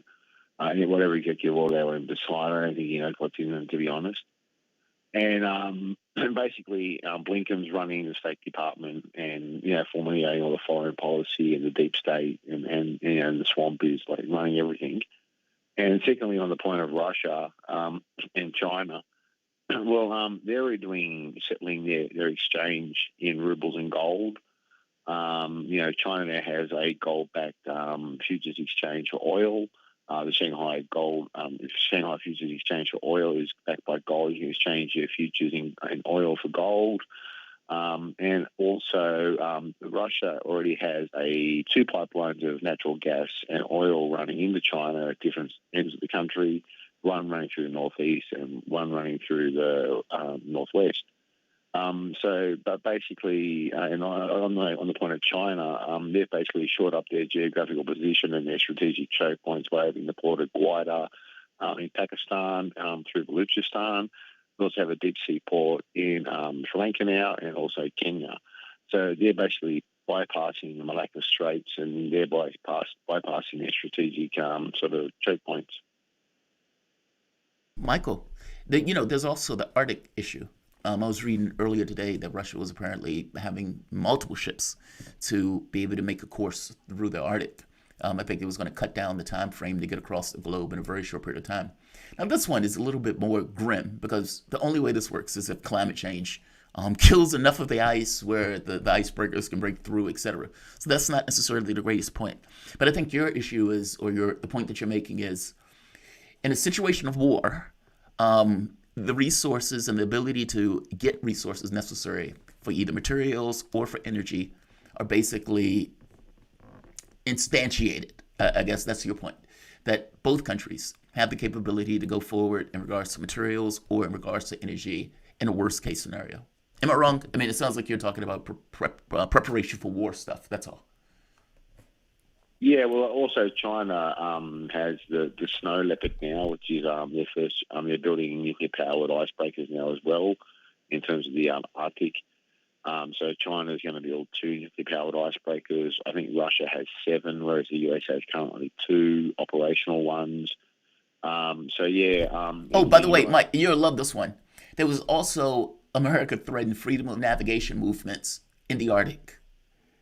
This is like, some of this stuff is astonishing. I mean, the same thing happened with India, where we didn't give India a heads up that we were going to go through talk about freedom of navigation movements within areas to which they considered to be their own territory. And now the same thing about this. This is provocation. And it's this almost a threat of saying, we're going to do this and we're going to dare you to do something about it. And the moment that somebody does something about it, they're going to scream, oh, we're being attacked 3,000 miles away in somebody else's territory. I'm sorry, Mike. Please continue. It's also very interesting that, like, they can only get really India, Australia, and Japan, and now Canada to join in this mighty sort of quad they're talking about. They can't get South Korea, they can't get the Philippines, they can't get Malaysia, they can't get Vietnam, they can't get Thailand, they can't get Indonesia, they can't get any other ASEAN country to join in this mighty alliance against China. And basically they've got India, which is being used as a cat's paw, which source all their weaponry from Russia. 80% of India's weaponry comes from Russia and is serviced by Russia and with Russian parts. So basically, if India was to go to war with Russia and with China, Russia would just cut off their supply of arms to India. And so basically, they can't get South Korea to join this mighty pen now, I suppose you would call it, against China. They can't get New Zealand. Michael, great call. Expansive stuff that you're talking about. We have other calls, and I want to get to them, but great points there. And yeah, the conversation about the Arctic as another sea trade route that Russia and, like you mentioned, China trying to open up for a northern passage for trade with Canada and other countries through that region. Also, just very interesting. And another part of this that we were talking about, Jamarl, the other day is how the United States is basically bringing up climate change, not necessarily just with the icebreakers, but with allegations of like military weapons testing by the Russian Federation, making that a point, despite being, despite the United States, of course, being a massive net contributor to global climate change. Different sides of this. We have more calls, though I want to get to them. Let us go now to Tarif, calling in from New Orleans. Michael, thank you for the call. 202-521-1320, by the way, is the number. Tarif, you're on the line. What's going on, man? Yeah, and also to add to that, what he was saying, Russia and China still making deals with Iran. Russia going to have hundreds of $billions with Iran as well, and they have a cross, like an inland trading route Russia is establishing to go along with the Silk Road. That's a train tracks going to be laid like 6,000 miles of it across Russia and China, and plus they're working on something else dealing with a north and south trade where they're going to connect China and Mongolia and Indonesia, India, all that with a north and south trade route as well. So when they get kicked, if they ever get kicked off the SWIFT system, and of course Russia and China, they're going to have their own thing. Of course, you have other countries who go along with them, but you're going to have two systems: the SWIFT system and the Russian-China credit system. So over time, that's going to backfire against the U.S. with the dollar. So if they kick Russia out, then the dollar is going to suffer throughout time. It ain't going to become the world trading note anymore. So of course they're going to try to hurt Russia, but at the same time they're going to hurt the U.S. dollar, and the dollar ain't going to be dominant anymore. And agreed. And this, Tarif, this is one of the cutting China's access to SWIFT off, cutting other countries' access to SWIFT off, which of course we did with Iran. That, like other sanctions, the downside of doing it is that if you start to isolate enough countries, if you as a single agent, you can almost think about this from game theory or something like that. If you as a single agent in a system try to isolate enough other countries simultaneously, and you're the one party that's pushing for that, but in the process, if you keep doing that, you isolate yourself. You create a sort of a unified block of countries or nations or regions that you have chosen to isolate. But they, in that process, they might not be in touch with your dominant system right now, but they're slowly, by your actions, being restricted from taking place in your system and therefore forced to create their own. And if you keep doing that, at a certain point, my argument is it reaches a breaking point. Countries that are currently aligned with the United States and taking place in our financial and international political institutions, they will face a choice, and the balance of benefits will shift over time to the point where they probably will choose to switch to the other side. And when that happens, I would argue that would be a point where you see a serious, not just a shift in the balance of power, but a serious, deep question, the largest question in America's history of its role in the world. Yeah, we're reaching that point with our actions. We have one more caller. I want to make sure we get to him. Tarif, thank you for the call. Really appreciate it. We got Brave calling in from Atlanta. Brave, you were on the line. What's on your mind? Hey, what's going on, guys? I'm calling concerning your segment with Joe Siegel, who I feel needs to go and sit all the way down. I mean, I know he means well, right? But some of the things that he was saying, it's hilarious. It's hilariously insulting, right? I don't know if people remember. In 2019, there was a congressional hearing on reparations and how it would affect and what was the causes and should we do it and all of these things, right? So the idea of still talking about in 2021 that we need to have a conversation about reparations. This is 2021. You understand what I'm saying? This is 2021. And as far as I know, slavery ended a long time ago. And since that time, there's been a lot of groups that have gotten reparations. A lot of groups that have gotten reparations. We just closed the door on reparations to what? This year there was something passed for reparations for another group, right? Wait, Brave, just so I'm clear, wait a minute, where are you hitting him on? Oh, you're hitting him on just because he's saying he's back in the legislation, or you hit him on because he's for reparations? I don't think he's against it. And he's saying that it's overdue. That's the thing. He's probably closer to you on this one than he is to Democrats, which is why I understand that Joel Siegel is a constant foible for callers on the show who just don't like him. He's more associated with the Democratic Party historically and in terms of his current policies. But he's pushing for this stuff, and he's saying it's overdue too. Where do you disagree with him, Brave? No, I'm not saying that it's not overdue. I know that he's pushing for it. I guess it's just it's just foolish. It's insulting, right? The idea of when he says, and again, I guess I have to hit him in the face on it because the little whimsical, nice, Pollyannish way of having the conversation, as if there are not some real things on the table here concerning responsibility as to why this has not happened yet, and then the idea that the continuous political jargon of we need to have a conversation, and I know that he means well, so don't get me wrong, but it's one of those things where adults are talking and then kids run up and say some silly stuff they don't have all of the context for, or it seems like, or they can't begin to grasp. And then that black grandma with her Sunday church hat turns to that child and says, "Sit down, adults are talking." You know what I'm saying? We had a black president. We had a black president with control of the Senate and the House, right? And no reparations. As a matter of fact, that black president said, "I ain't doing enough for black people," right? The idea that Republicans are evil because they want saying they hear a hearing on reparations. We are in a pandemic, and the Democratic Party, the Democratic House Speaker, will not allow a vote on Medicare for all. So who's really evil? I mean, you know what I'm saying? Like, I hear you, and that's where if you want to hit him on, here's the thing, man. As far as I can tell, John Conyers was the one dude to push this bill forward. It has been delayed until now, and it's seeing some more light. And so I think he's satisfied.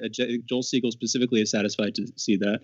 And if he's the dude pushing for it, he might not be pushing for it as strongly as some people, but the people who are pushing for it are a minority. If he's pushing for it, I would just say let him do it. But I hear you pushing back on the just pure anti-Republican stuff there, and I agree there's a lot to criticize. I brought that up too. We got to close it out. Brave, thank you for the call. We'll be back in a minute with headlines. You're listening to Fault Lines. Be right back.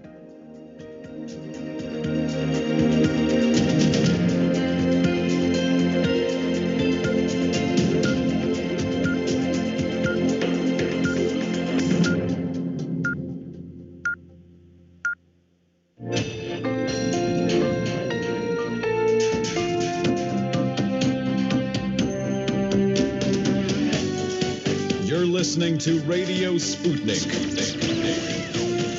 Telling the untold.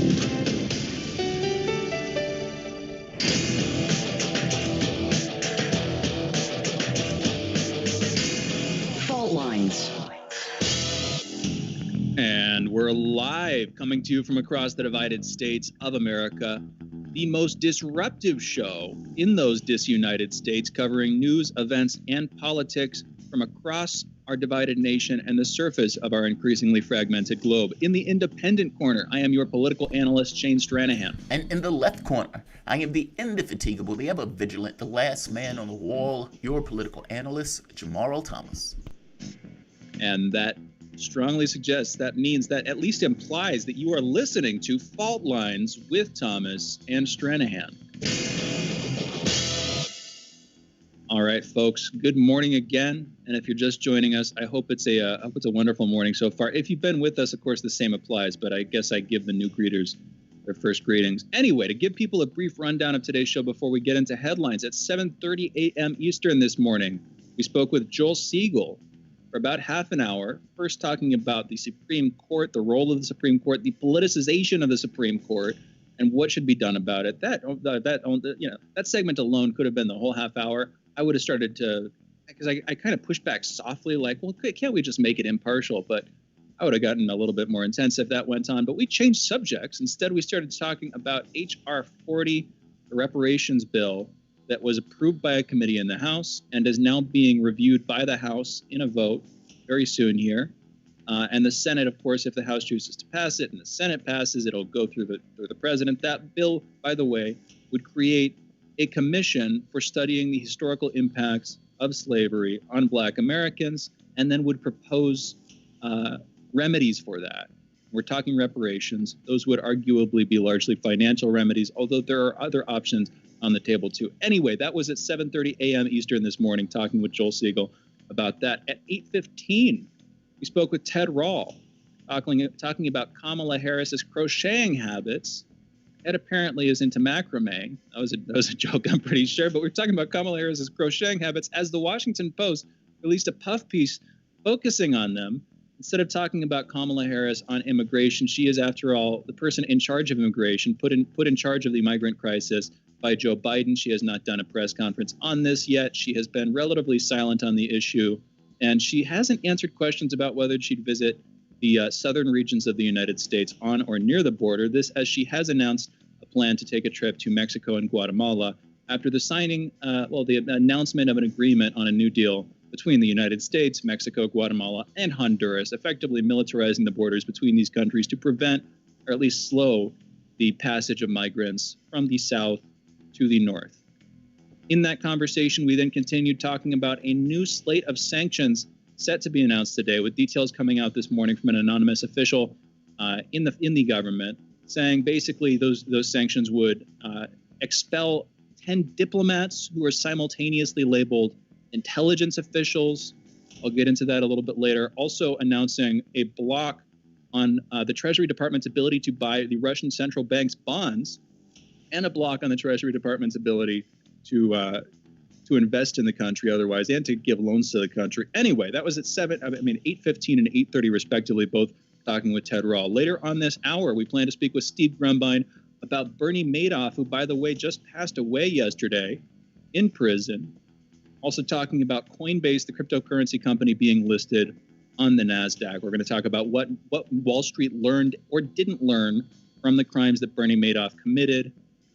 And again, about cryptocurrencies as Coinbase is listed on Wall Street now. Without further ado, though, let's get into the headlines. First up, in COVID news, we've seen at least 932 new coronavirus deaths and 75,267 new cases reported in the United States yesterday. Over the past week, there has been an average of 71,511 cases per day. That's an increase of 11% from the average 2 weeks earlier.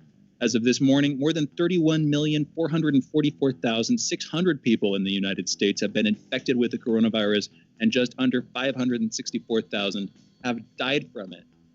That number, 564,000, getting high and getting higher.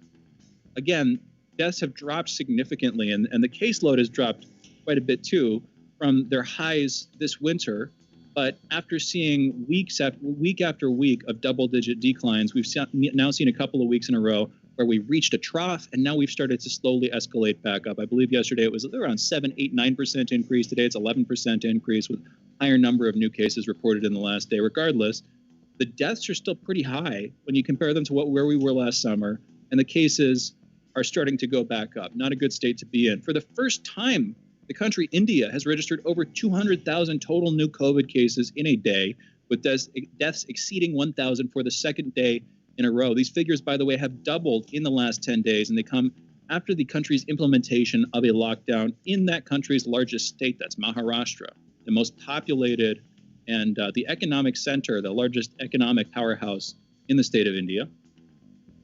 Back here in the States, an advisory panel for the Centers for Disease Control and Prevention, the CDC, met in an emergency meeting and are saying that the organization should keep a pause in place on the use of the Johnson & Johnson vaccine for at least another week. This comes as they investigate a potential connection between the one-shot vaccine and a serious blood clotting condition, cerebral venous sinus thrombosis.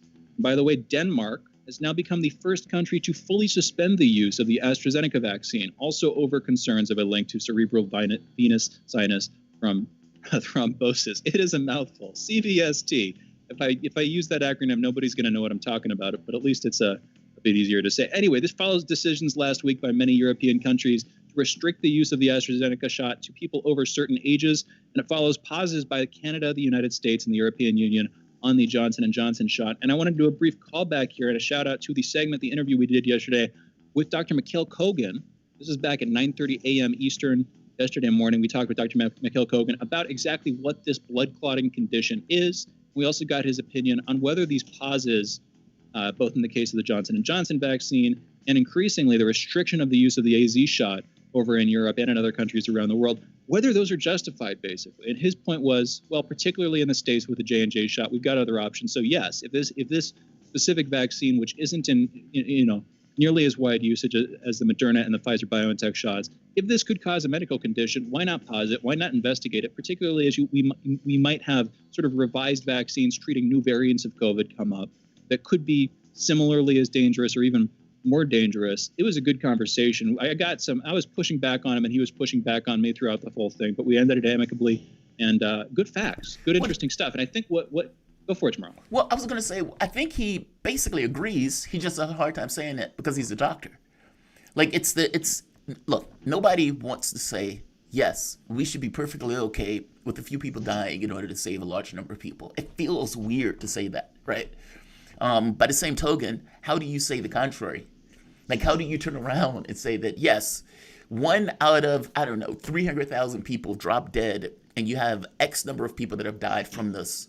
Why wouldn't you use that? And I think he came to the same conclusion, especially when you got to Europe, and it was like, AstraZeneca is the only thing they have at their disposal. Should you let people die, where 1,500 people a day, or 1 out of, 200, 300,000 people? Well, how do you turn around and say, yes, it is better for all of these other people to die as opposed to using a vaccine that has one? He came around on that one. Yeah. It's like, how do you say that, right? So if you listen to the end of the conversation, despite what sounded like back and forth, by the time you got to Europe, it sounded like he was on the side of, okay, yeah, fair enough. Fair enough, if there's nothing else. I mean, listen to it. Listen to it for yourself, right? But in the beginning, it was like, I don't know what this. Yeah, he's like, I'm uncomfortable with this. I don't know what this. And then towards the end, when you got into Europe, and it's like, yeah, there's no other. AstraZeneca is what they got. The UK was using it to great effect. Then where do you go with that, right? He has nowhere to go but saying, okay, fair enough. One thing he did clear up is, okay, this is a rare and serious medical condition. Even though the absolute number of people who are suffering it after getting the vaccine is low, it's significantly higher than you'd see in the population. 1 in 250,000 with the AstraZeneca vaccine, less than 1 in a million chance of getting it in the U.S. I still think the response, pausing it, restricting the use, I think that's overblown. I think that's a mistake. I think that has follow-on effects, people's opinions about vaccines as a whole, when the absolute chance of people suffering this stuff is low. But I have a better understanding, particularly when it brought it to the conversation about variants and developing vaccines to respond to future variants of COVID, and how they would want to understand what's causing this before they do that. Because if you don't understand it and you release those vaccines and they start to kill a lot more people, right, that would be worse. That would be a lot worse. He also made the point that the blood clot, that some of the other things deal with, they understand. Like, they understand the means by which it's created. They understand how to treat it. This, not so much. Like, they didn't understand the mechanism to which it was happening. It was very rare. They couldn't even necessarily entirely determine who it was going to happen to. And so it's like, it's a lotto almost. It's like, okay, we have a vaccine. We know this vaccine helps a lot of people. By the same token, it is going to adversely affect a small minority, and we know it's going to adversely affect them in a way where we may not be able to do anything about it. Do we put it out there? And the answer, of course, is yes. Yeah. Yes, of course. Absolutely. You know what? Let's get to other headlines. Good conversation with Dr. Kogan, though, and a good conversation here, too. In national news, here back in the States, Kimberly Potter, the officer who shot Dante Wright with a handgun instead of a taser on Sunday, has been charged with second-degree manslaughter and arrested. She killed him, by the way. She was taken into custody in the Hennepin County Jail last night before posting bond and being released. Imran Ali, that's the Assistant Criminal Division Chief in the Washington County Attorney's Office, said that Potter, quote, abrogated her responsibility to protect the public when she used her firearm rather than her taser, end quote. Police had stopped Dante Wright during a routine traffic stop this Sunday before noticing he had a warrant out for his arrest on a gross misdemeanor charge for carrying a firearm without a license. They attempted to arrest him, and he attempted to flee in his car before Kimberly Potter pulled a gun and shot him. From her testimony and from video of the event, she was trying to pull a taser. By the way, they did not find a firearm in Wright's car. It wasn't there. And while all these events happened, she was also apparently leading a training session for police at the time. Anyway, shortly after news of this broke, she resigned from the police department, and now the word is she is being charged. She was arrested, released on a bond after posting her bail, and is now going to face a potential conviction on this. Whether it actually comes to pass, we'll have to come back to. Today, the top watchdog for the U.S. Capitol Police will testify before a House committee hearing on the Capitol Police response before and during the January 6th breach of the U.S. Capitol. That watchdog group on Tuesday released a report with the group's Inspector General Michael A. Bolton saying that the group failed to prepare despite ample warnings that pro-Trump extremists were a danger. Speaking there about Capitol Police. In related news, it has come out that no charges will be filed against the officer who shot and killed Ashley Babbitt on January 6th while she was trying to break into the Capitol building. And yesterday, a House committee voted for the first time to pass a bill that would create a commission on providing Black Americans with reparations for slavery. I say that it was a vote for the first time because that bill is nearly over 30 years old. Titled H.R. 40, it was first introduced by John Conyers back in 1989. It would establish a 13-person commission to study the lasting impacts from slavery and ongoing racial discrimination throughout the country's history, as well as to provide its findings to Congress, recommending possible remedies, including financial reparations. After being approved by the committee, the bill will now head to the House for a full vote. In international news, and breaking this morning, the U.S. has announced sanctions against Russia for is set very shortly to announce sanctions, the details of which have come out against Russia for alleged cyber attacks in the SolarWinds service last year, a tech platform which was widely used by both private companies and sectors of the government. Included in these sanctions are restrictions on the Treasury Department's ability to buy bonds from the Central Bank of the Russian Federation, the National Wealth Fund of the Russian Federation, and the Ministry of Finance of the Russian Federation. That will be restricted. The buying of bonds from those different institutions will be restricted after June 14th, a few short months away. About 10 Russian diplomats are also set to be expelled from the United States. Now, these diplomats, they're saying are diplomats, but at the same time, from what came out, they're also alleging that they're intelligence officials for Russia, which just seems like a way to drag them through the mud, in the press. Again, the news on this is just breaking within the last hour this morning. It's all breaking recently. These sanctions will be announced later today, and this is all based on a correspondence with an anonymous official with knowledge of these sanctions who chose not to be named.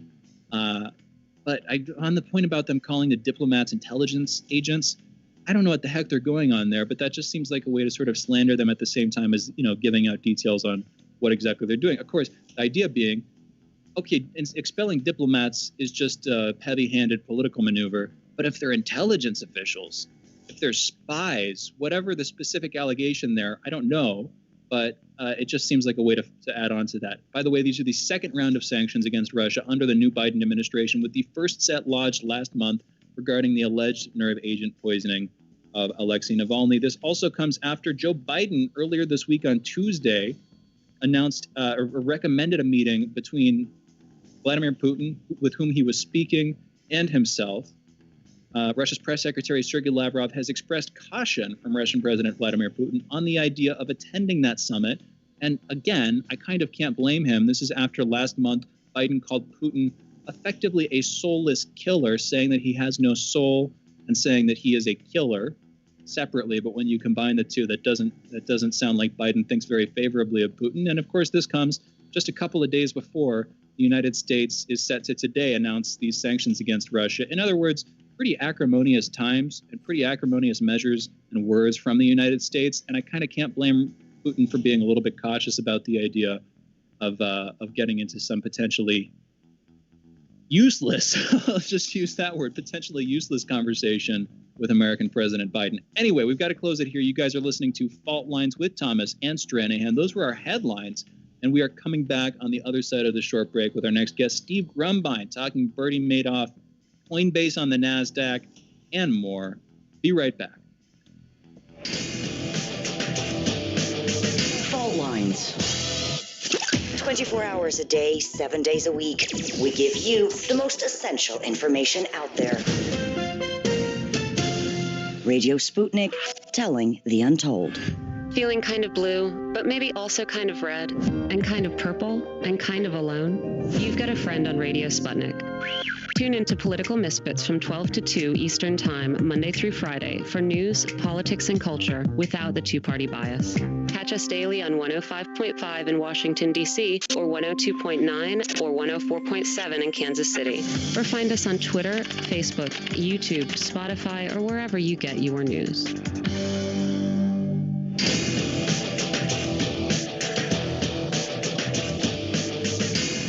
Fault Lines. Welcome back to Fault Lines on Radio Sputnik. My name is Jamarl Thomas. I'm joined by my co-host Shane Stranahan, coming to you live out of our station in Washington, D.C. If you guys live in the area, you can catch us on radio at 105.5 FM and 1390 AM. We're also in Kansas City at 102.9 FM and 104.7 FM. If you guys are digging what Shane and I are putting down, whatever platform you're consuming this content on, give us a like and share that audio or video. If you want to join in on the conversation, you can do so with a chat, a tweet, and of course, you can reach us by phone at 202-521-1320. That is 202-521-1320. Your engagement helps makes this show what it is, so definitely don't be shy. 82 years old, Bernie Madoff. He has left this mortal coil. Now, Bernie Madoff was caught basically or was pleaded guilty in 2009 to a multi-billion-dollar Ponzi scheme that began back in the 1970s and defrauded as many as 37,000 people in 136 different countries. Not only did Bernie Madoff cheat all of these people out of money, he collectively cheated us out of, by my estimates, 130 years of a prison term of him serving his time. Bernie Madoff died yesterday. He was supposed to serve 150 years in prison. That would have made him the longest prisoner if he served that time. He did not serve that time. He was never going to serve that time, but he died in prison at the age of 82.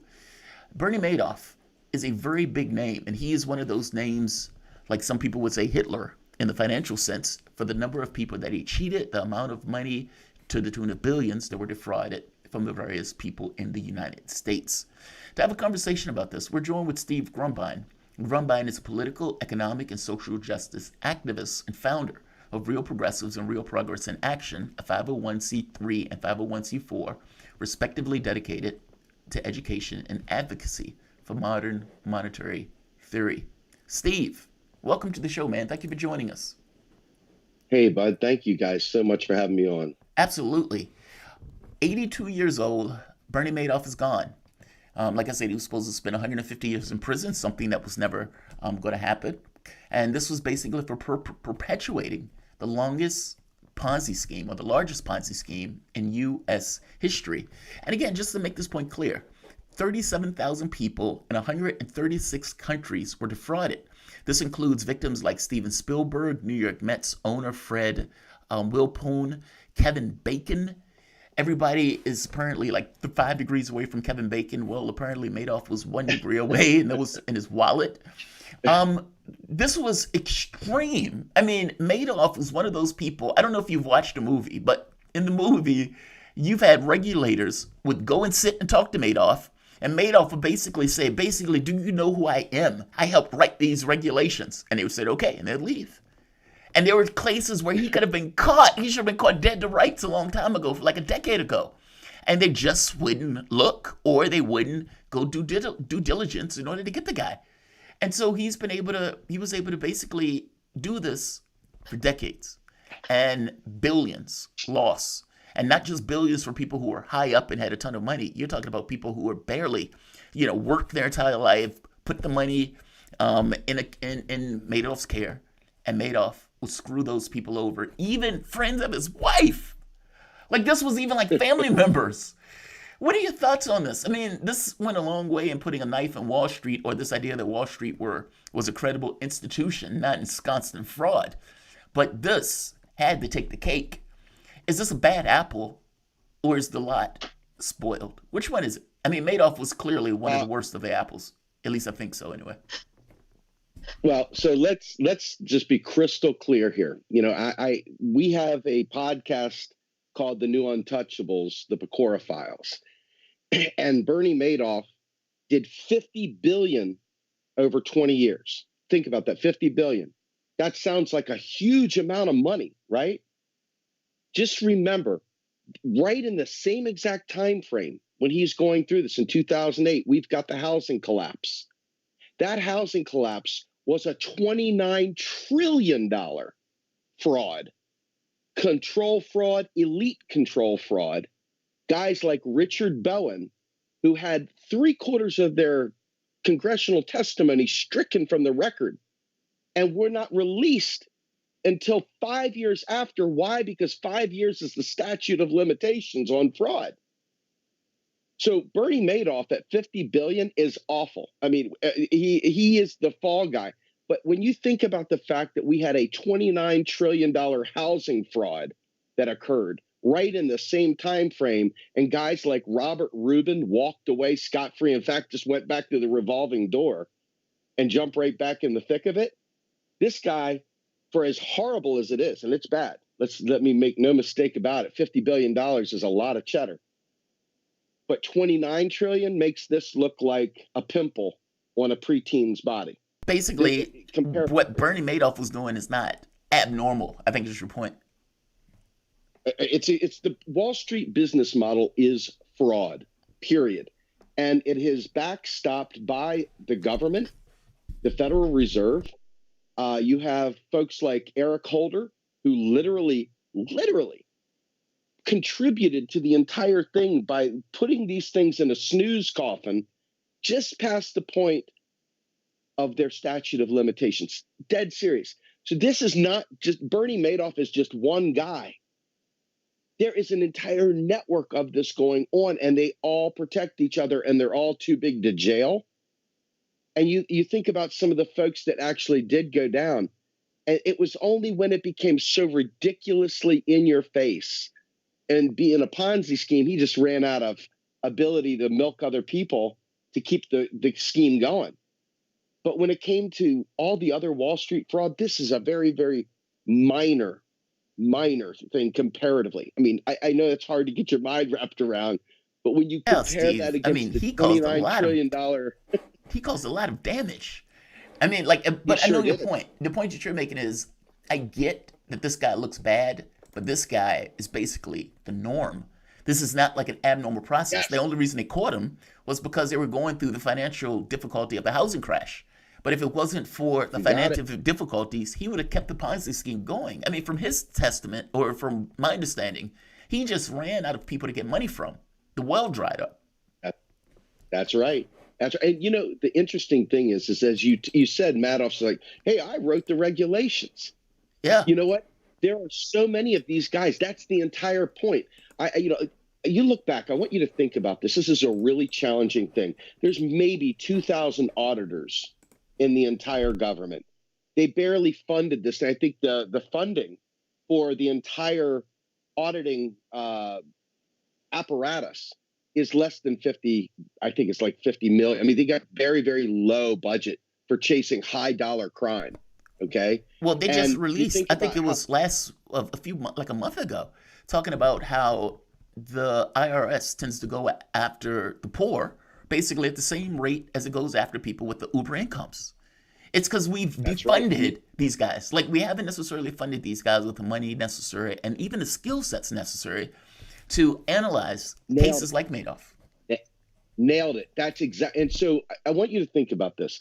We know some people that have gone into Congress, you know, and they didn't have vast amounts of training on how the financial system works and how the laws work. They're public citizen. They ran for office. They're now making laws, and they have no idea how to do this stuff. So they are highly dependent on these consultants to write this legislation for them, to make recommendations.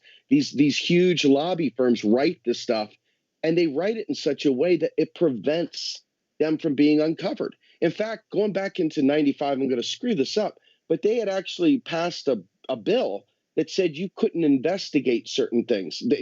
There was like a gag order. And so what they did was they went ahead and started doing these prosecutions at the state level. And then Congress got wise to it in 98, and they went ahead and put the kibosh on being able to do discovery at the state level.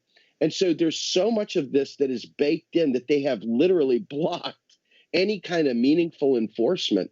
So Bernie's like that white buffalo, man. He's like that, you know, that strange unicorn, that the white elephant in the room. He's not. He was the fall guy kind of thing. You know what I mean? He basically was. He took it on the chin for every one of these fraudsters. Well, let me ask you this: did he take it on the chin because he was going after them too? Meaning, like he was willing to take their, like he was cheating everybody across the board. Like whether it was family members, whether friends of his wife, whether it was people who were in the industry, he was an equal opportunity, basically con artist. Stone cold con artist. You got it, brother. No question about it. But that's the point, though, right? In terms of this whole mechanization, his was just kind of crude. He didn't advertise. He didn't go out and solicit things. He was just a glad hander in every party, and everybody literally rushed to give him their money. It was crazy. But again, because this is an easy, they got the whodunit, right? They already nailed it. They prosecuted him, et cetera. So Bernie can be kind of lifted up as kind of like the mascot for, hey, we took down Wall Street fraud. This has been going on since before the savings and loan crisis in the 80s. And it is baked into the entire model. I'm telling you, Bernie is just one tiny little blip on the fraud and he was radar unsophisticated. Screen. That's part of the point that you're making, is that he was unsophisticated. Yes. He wasn't quite, even though he was officious about it, even though he was somewhat, you know, a little bit prestigious and somewhat respected by people, he wasn't the most sophisticated of the actors here, and they used him as a legitimate scapegoat. I'm not saying that he is not guilty, but they sort of they used his crimes to act as if they had addressed the deeper problems, when in fact he was one of the lower hanging fruit they could have addressed. But here's we've only got a minute or two left on this side of the break before we come back. Isn't Wall Street, the way it's constructed, isn't Wall Street in general all a Ponzi scheme? And I'm not just saying that in the college stoner sense, although that might apply too. You know, this sort of revelatory thing. But like, isn't it the case that if Wall Street, as it's currently put together, is not built on trading investments into genuinely productive companies, but is instead built on, you know, puffing up the assets, inflating the assets by selling them to people who are willing to buy them for more, by building up their asset value with government infusion after government infusion, and, you know, misplaced subsidies in some cases and unaddressed corruption in other cases. Isn't it all a Ponzi scheme? And again, I mean that seriously. Steve, what's your take? First of all, it's very rare that Shane goes and breaks this stuff out that I say, dude, I am 100% in lockstep with you. But I'm going to tell you, I am 100% in lockstep with you. What you just said is better than what I would have said. It is exactly the case. What has happened is because they are no longer trading on the productive value of these companies. It's now a game. It's like these fungible digital things, right? It is not real. It's fraudulent. And what they've done is they've created an economy that is based on the financialization of financial actions, that it's no longer on the production of those companies.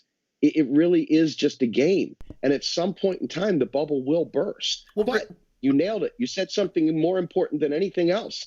The government keeps backstopping it. That's why it keeps happening. So if the government didn't backstop these losses and keep doing socialism for the rich, we might see a drastic change in society and income inequality, you name it. But every time the government backstops it, boom. Go ahead, man. I'm sorry. No, you're good. We got to close this one out, and this might be where you start to disagree with me. It seems to me that we're part of the reason we're doing that is not just self-dealing. It's not just that there are obvious and intense interests that businesses and corporations and Wall Street as an institution have in the United States government. It's not just corruption, not just rank corruption. It is also that the value of the U.S. dollar, and again, this is probably where you would disagree with me, the value of the U.S. dollar is in large part kept at its levels. It's kept as intact as it is by the integrity of those valuations on Wall Street. But we're out of time in this segment. You can push back on me in the next one. We're coming back to talk about another possible bubble. We're coming back to talk about cryptocurrency as Coinbase, the cryptocurrency trading website company, has now been listed on the NASDAQ, the first crypto company to be listed on Wall Street that I know of. You're listening to Fault Lines with Thomas and Stranahan. We will be back with Steve Grumbine, political, economic, and social justice activist, on the other side of this short break. Be right back.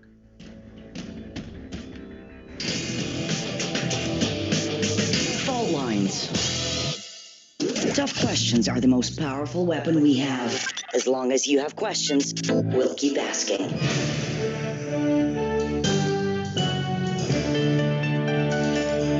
Radio Sputnik. Telling the untold. By Any Means Necessary is your guide to the movement and efforts shaping the world around us, from mass incarceration. No longer am I interested in or concerned with prison reform. I am interested only in the eradication of prisons.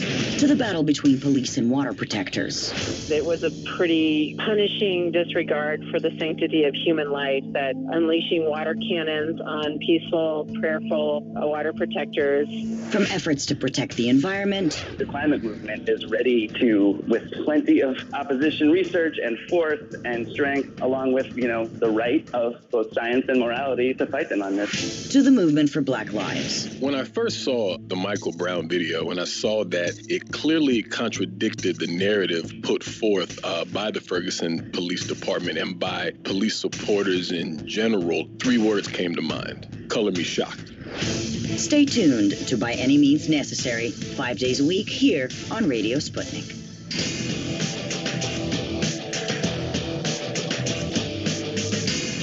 Fault Lines.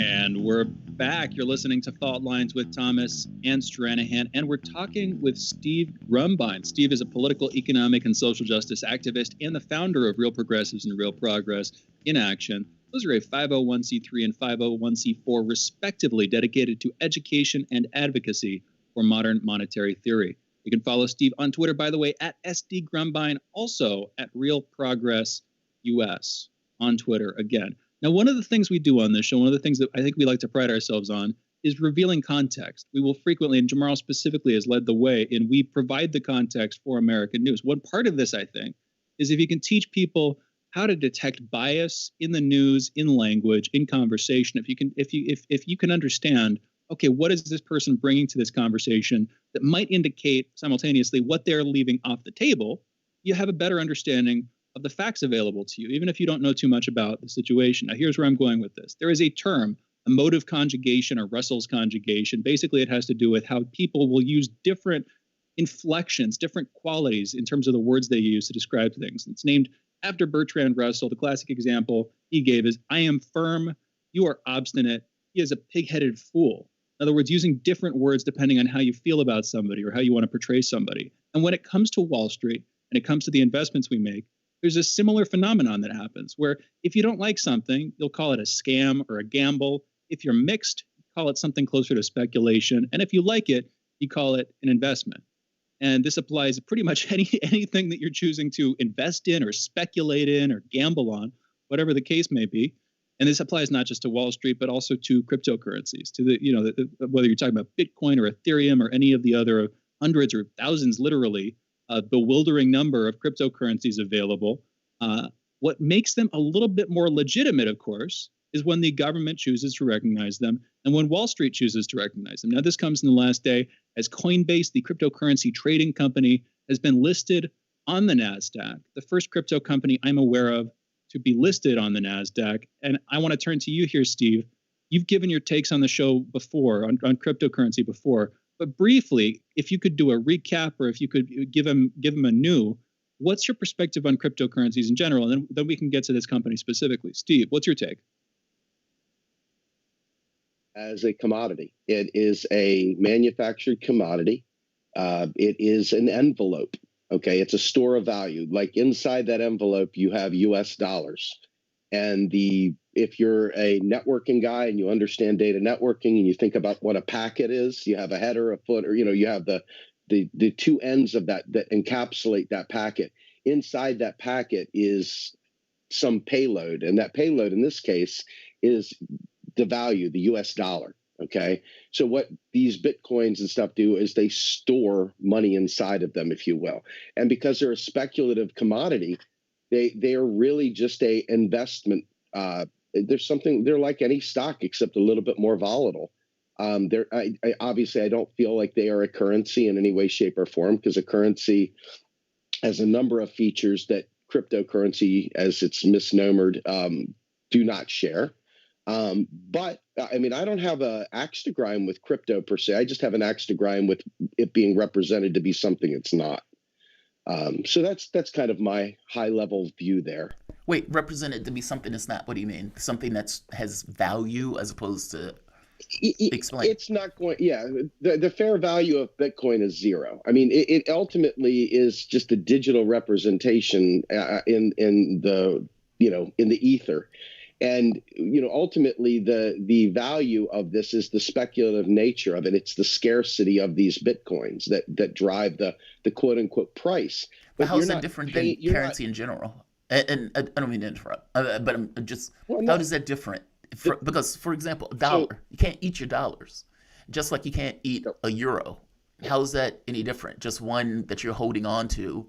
And just because you can hold on to it, does that inherently give it some level of value that a Bitcoin doesn't? And by the way, I don't like the Bitcoin thing either. So this is, No. So I have a trophy sitting on my mantle, let's say. Okay, that trophy just sits there. All right. The U.S. dollar is a tax credit. Okay, so they're two different things. The United States government is not going to give us a Green New Deal with Bitcoin. The United States government is not going to give us Medicare for all with Bitcoin. The United States government is not going to give us free college for all with Bitcoin. The United States government is not going, none of that stuff. This is a private thing. It is a commodity. It doesn't serve the value of actually, how many Bitcoin do you have? I don't know. I have $250 worth of Bitcoin. Why is it $250 worth of Bitcoin? Because Bitcoin in and of itself is not a currency. It's an envelope that holds dollars, so to speak. No, and I get that, but isn't that same true of euros? How many euros did you have at your disposal? How many, I don't know, Egyptian dollars do you have? Or how much does Egyptian dollars worth? I mean, all of those things are relative in value to something else, right? No, totally different. So the U.S. dollar, you don't say I have, 300 pounds of gold worth of dollars. I mean, that's not how it's done. The dollar is a unit of measure. Bitcoin is not a unit of measure. Bitcoin, it has no relationship to the unit of measure because the value that you would sell your Bitcoin at is really more a matter of what the speculative nature of it is. A dollar is a dollar. I'm not going to sit there and put a dollar out there on some dollar base instead of Coinbase and try to somehow or another watch the dollar go to 500 million. It's not an investment. It's not a commodity. It's a unit of measure. I could see it becoming a currency. This might be the designation of cryptocurrencies, quote unquote, as cryptocurrencies as such, might be sort of aspirational because theoretically, at some point, you could have a government, for instance, that chooses to take in crypto, that chooses to take in Bitcoin for paying taxes. If the IRS, and I don't see them doing this clearly, but if the IRS were to accept Bitcoin instead of American dollars, or if you had a new government or an old government that chose to redesignate its currency and chose to switch from its currency, whether it's the Egyptian currency or the euro or the dollar, if they chose to switch to a crypto-based system, that would be a currency at that point, would it not, Steve? So think about this. When I pay $1 in taxes, what happens to that dollar? It's deleted. It's destroyed. Okay, a dollar serves its purpose. It does its tour of duty, and the economy comes back and is destroyed. Okay, that right there, that temporary nature, it is literally an inch or a pound. It doesn't have what you're trying to say is not the same thing. And I think that the problem is that what makes a dollar different is, number one, it is the government's unit of account. Okay, so it would never take a Bitcoin, because you can't delete a Bitcoin. That's not the purpose of taxation at the federal level. And so if you think about what I'm saying, they're not looking for revenue. The government doesn't need your revenue. They're trying to get rid of dollars from the economy. As they spend new money into the economy, they're trying to delete old money out of the economy. A Bitcoin, they can't delete a Bitcoin. That's not the purpose of it. You see what I'm saying? There's a totally different reason. The government is not seeking your Bitcoin revenue. They're seeking to delete even there, and I want to come back to Coinbase, because, holding with your ideas here, the trading of Coinbase itself on the NASDAQ is sort of speculation built on speculation built on speculation. It's the turtles, a stack of turtles sitting on each other, in that model where cryptocurrency functionally and essentially is worthless. Maybe not functionally, but at its base, it has no inherent value. It's just electrical power on bits on a network of computers. The trading of those assets on Coinbase is another level of speculation. And then, of course, the trading of the value of Coinbase on the NASDAQ is another level of speculation. I was interested in the conversation we were having, but just briefly, how does that sort of description of the state of affairs sound to you? Does that sound right? How else would you put it? Yeah, no. So Coinbase is a company, and they do a service, and that service is just like any other service. And now that company is on, the stock markets, and it's now going to be publicly traded. An investor walked in the door named Kathy Wood, dropped almost $250 million yesterday. And, this adds legitimacy to that investment. Okay. It's a investment that it's not a coin, right? It's a platform. It's like I said, it's any other business. So, but the thing is, this is what's interesting about this. You're right, being the first thing, but what it is, interestingly enough, is adding a layer of credibility. Anything that is a corollary or an adjacent type thing to Bitcoin and other crypto, by investing in that, it legitimizes the overall platform for what it's doing. But again, the only concern I have with the way we talk about this is that dollars are different than Bitcoin. They serve a functionally different purpose, and I think that's really my largest difference here, is to understand what the two do, why one, what the other one does, and not trying to make them like an equal thing. They're not the same thing. They don't serve the same. It's really my key point here. Yeah, dollar. I understand the key point. I do get your point, and so I don't want to make it as if I'm blowing past that. Dollars are U.S. currency. We're sovereign currency, and that's the thing that we use in order to negotiate payments and everything else. When we are trying to pull money out of the economy because the economy is running too hot, let's say inflation, the government can tax in order to get rid of some of the dollars out of the community, meaning it can destroy those dollars as well as create those dollars. And it serves, depending upon whether it's destroying or creating, it's because of something that's taking place in our society that the government needs to accomplish. Totally get it. Totally get it. But let's say a government, let's say Venezuela, and they wanted to get around, let's say, some of the sanctions that were being put forth. And they come out and say, you know what, from here on out, we're going to start using a digital currency. And that digital currency, I don't know, Bitcoin. Yeah, we're going to call it Bitcoin with a V. And in the process of creating that Bitcoin, they use digital currency, just like something like a Bitcoin. And they can destroy it when they need to destroy it. They can create it when they need to create it. I guess the thing that we're getting at, or I guess what I'm trying to get at, I don't want to put words in Shane's mouth, is that value is contrived in all of these currencies. And even though the point of it may be to do one thing or the other, at the end of the day, it's still contrived. That dollar has no value. That euro has no value that's inherent to it. In fact, it doesn't even really exist. It's a piece of paper in real terms that somebody call a euro or a dollar. And if anything goes wrong where the government no longer exists, then that euro no longer exists. How is that different than, let's say, something like a Venezuela or something like that accepting a digital currency as their main currency? I'm so glad you said that, because I can be the United States, I can be Venezuela, I can be China, I can be anywhere. And China's doing this, by the way, right now.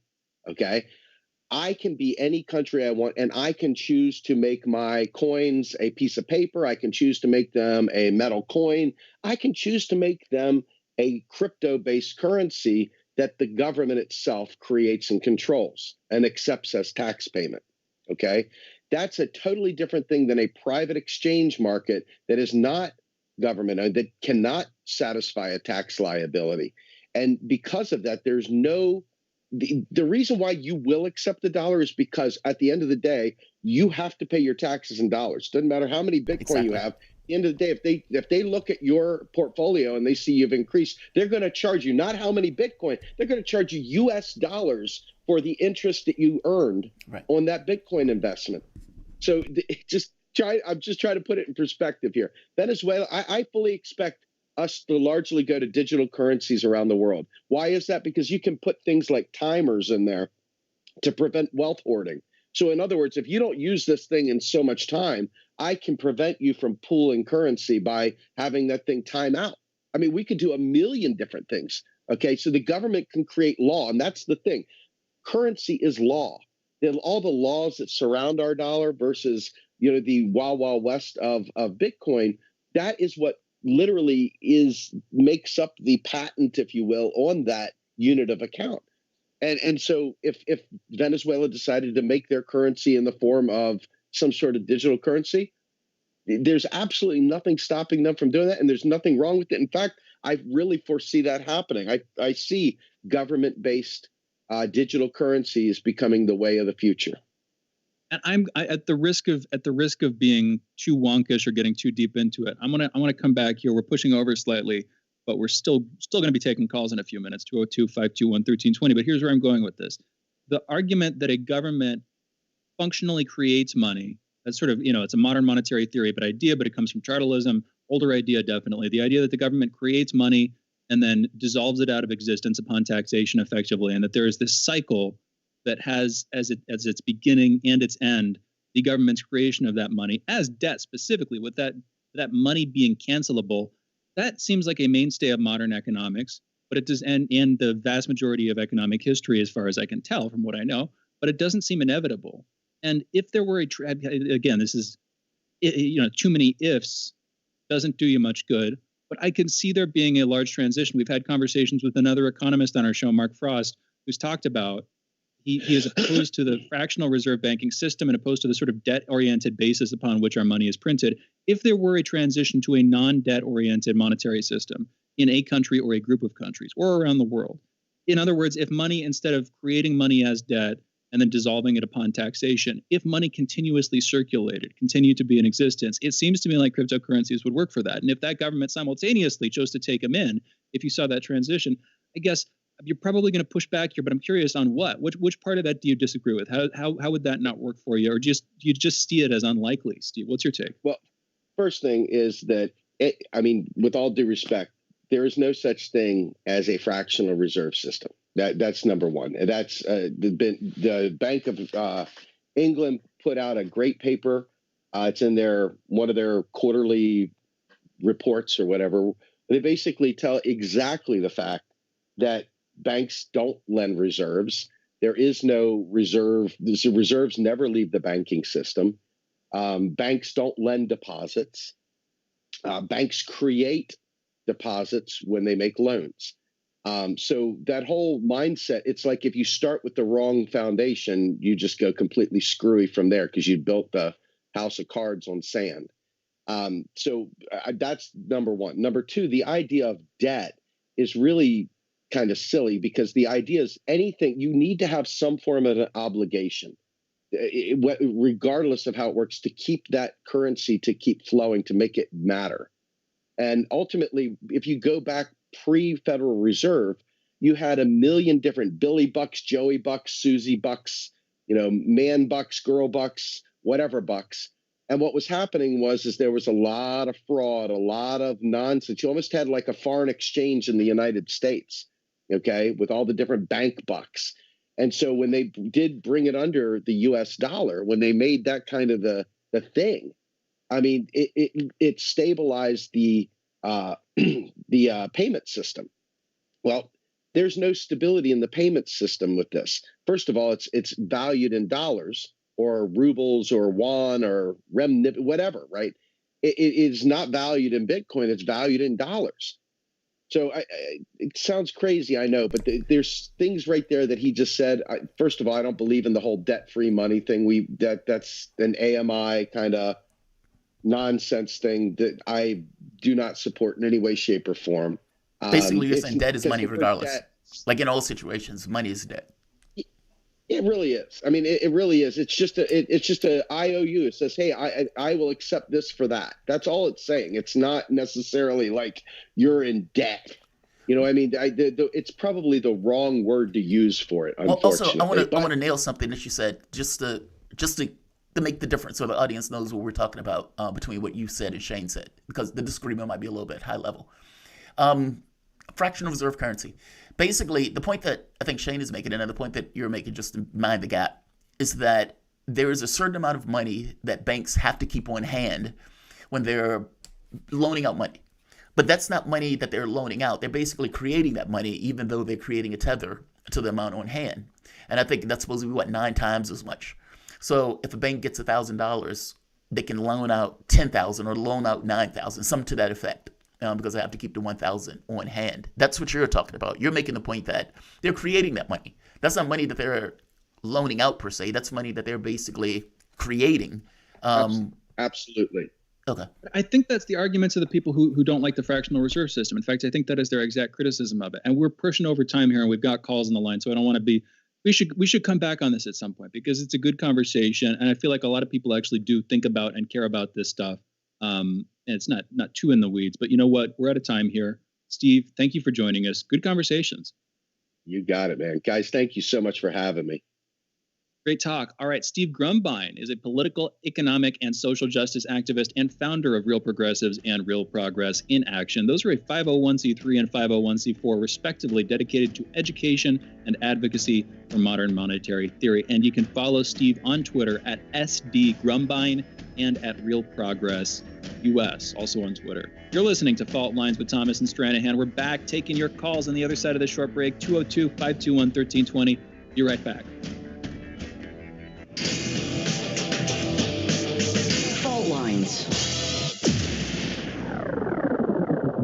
Radio Sputnik. We speak your language. Find us at SputnikNews.com.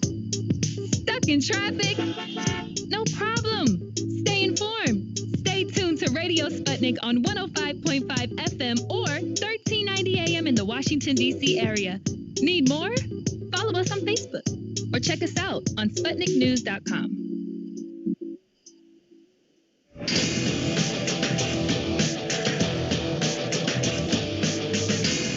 Fault Lines. And we're back, and we are taking your calls. We're now in the rap segment for today's show, the somewhat abbreviated but still going on rap segment, 202-521-1320. We've got one caller on the line and room for at least one more, probably two, actually. We've got Sherry calling in from Kansas, 202-521-1320. Sherry, you're on the line. What's on your mind? Yes, 2 quick points. And Steve was very good. I'm very impressed with his knowledge. If we truly had some representatives in Congress that wanted to raise money, putting tax on corporations is not going to work because they're just going to turn around and get that tax on whatever product they're selling.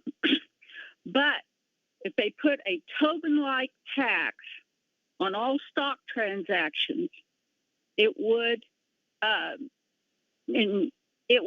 at least,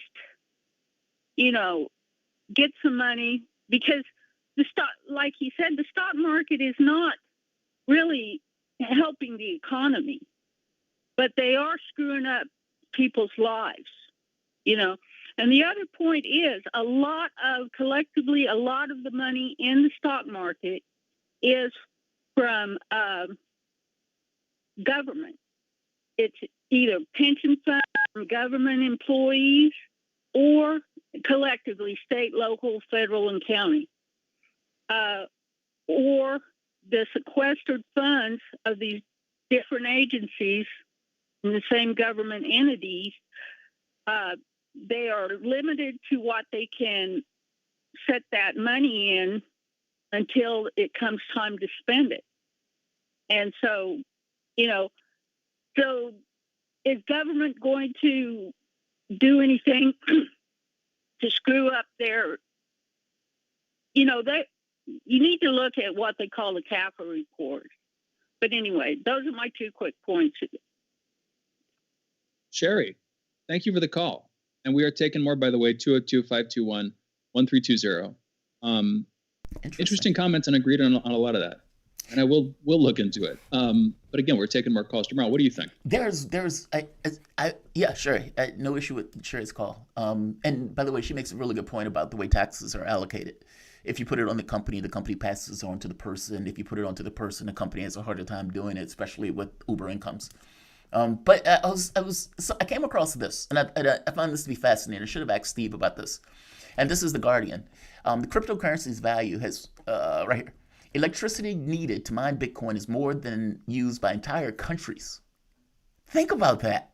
The amount of energy necessary for Bitcoin is, and it gets even more ridiculous than this. You have the situation where Bitcoin it costs more energy than has been created by green energy up to this point, if I'm not mistaken. Like, it is very energy intensive. And so when Steve is kind of saying, yeah, what is it worth? And is it really worth what it's worth if you're eating or using as much energy to create it, something that doesn't really even exist in real terms? So here's I looked into that specifically because, no, I hear you. And the amount of money that we spend on Bitcoin, which is, again, at least right now, merely a speculative and investment opportunity, is crazy to me. But there was a correction that articles from a couple of years ago. They issued a correction. The statistics there are basically wrong. Going on somebody else's coverage of it, they did issue a correction at the bottom of that article on that issue, as well as another one in the interview. It's in 2020, 844 terawatt hours generated by solar and 139 terawatt hours used by Bitcoin, which is a fraction of the amount of the total amount of solar energy. So that claim is off base. I think that was based on a trajectory, like an analysis of where trends were going. Yeah. But that trajectory changed, and at least at this point, it's nowhere near. Having said that, we spent a lot of money and a lot of electricity generating functionally, generating cryptocurrencies. Is February 27th, 2021. And it says electricity needed to mine Bitcoin is more than used by the entire country. And they're bringing in Argentina.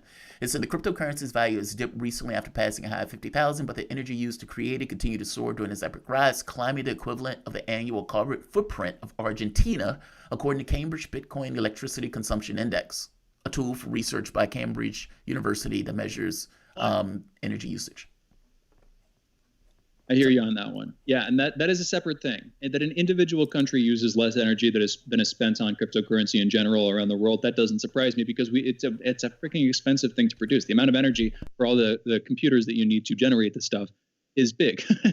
I'll put it like that. We're out of time for today's show. Anthony, you called in a couple minutes too close to the break. We don't have time to get to you now to do you enough credit. Please call back in tomorrow. Thank you for the call. I want to thank everybody for their calls. I also want to thank our guests, our engineer, Andre, and Jamarl Thomas, my co-host in the show with me. You guys are listening, and to thank you for listening to today's show. You guys are listening to Fault Lines with Thomas and Stranahan. We will be back tomorrow morning. Signing off. Have a great day, folks. Fault Lines with Thomas and Stranahan. Another one is in the record books. All right, guys, interesting show, good show. It's funny, sometimes the topics that end up being some of the most interesting aren't the ones that you think. Grumbine is always a good guess. Siegel, always a good guess. Ted Raw, always a good guess. Siegel one is interesting. Brave, I feel you on the reparations stuff. I don't know, man. It just for Siegel. I don't know. I don't know the expectation of Siegel on this one. I like the guy, and I don't necessarily think he's wrong about the reparations stuff. I think all things being equal, if you gave him the opportunity, he would probably say, yeah, we should have passed this by now. But he's probably talking within the context of the politics of the stuff. But no, so far, so good. You guys will see me a little bit later today, but for right now, I'm going to say goodbye. I'm going to say like, I'm going to say share, and I'm going to say subscribe. Thanks, everyone.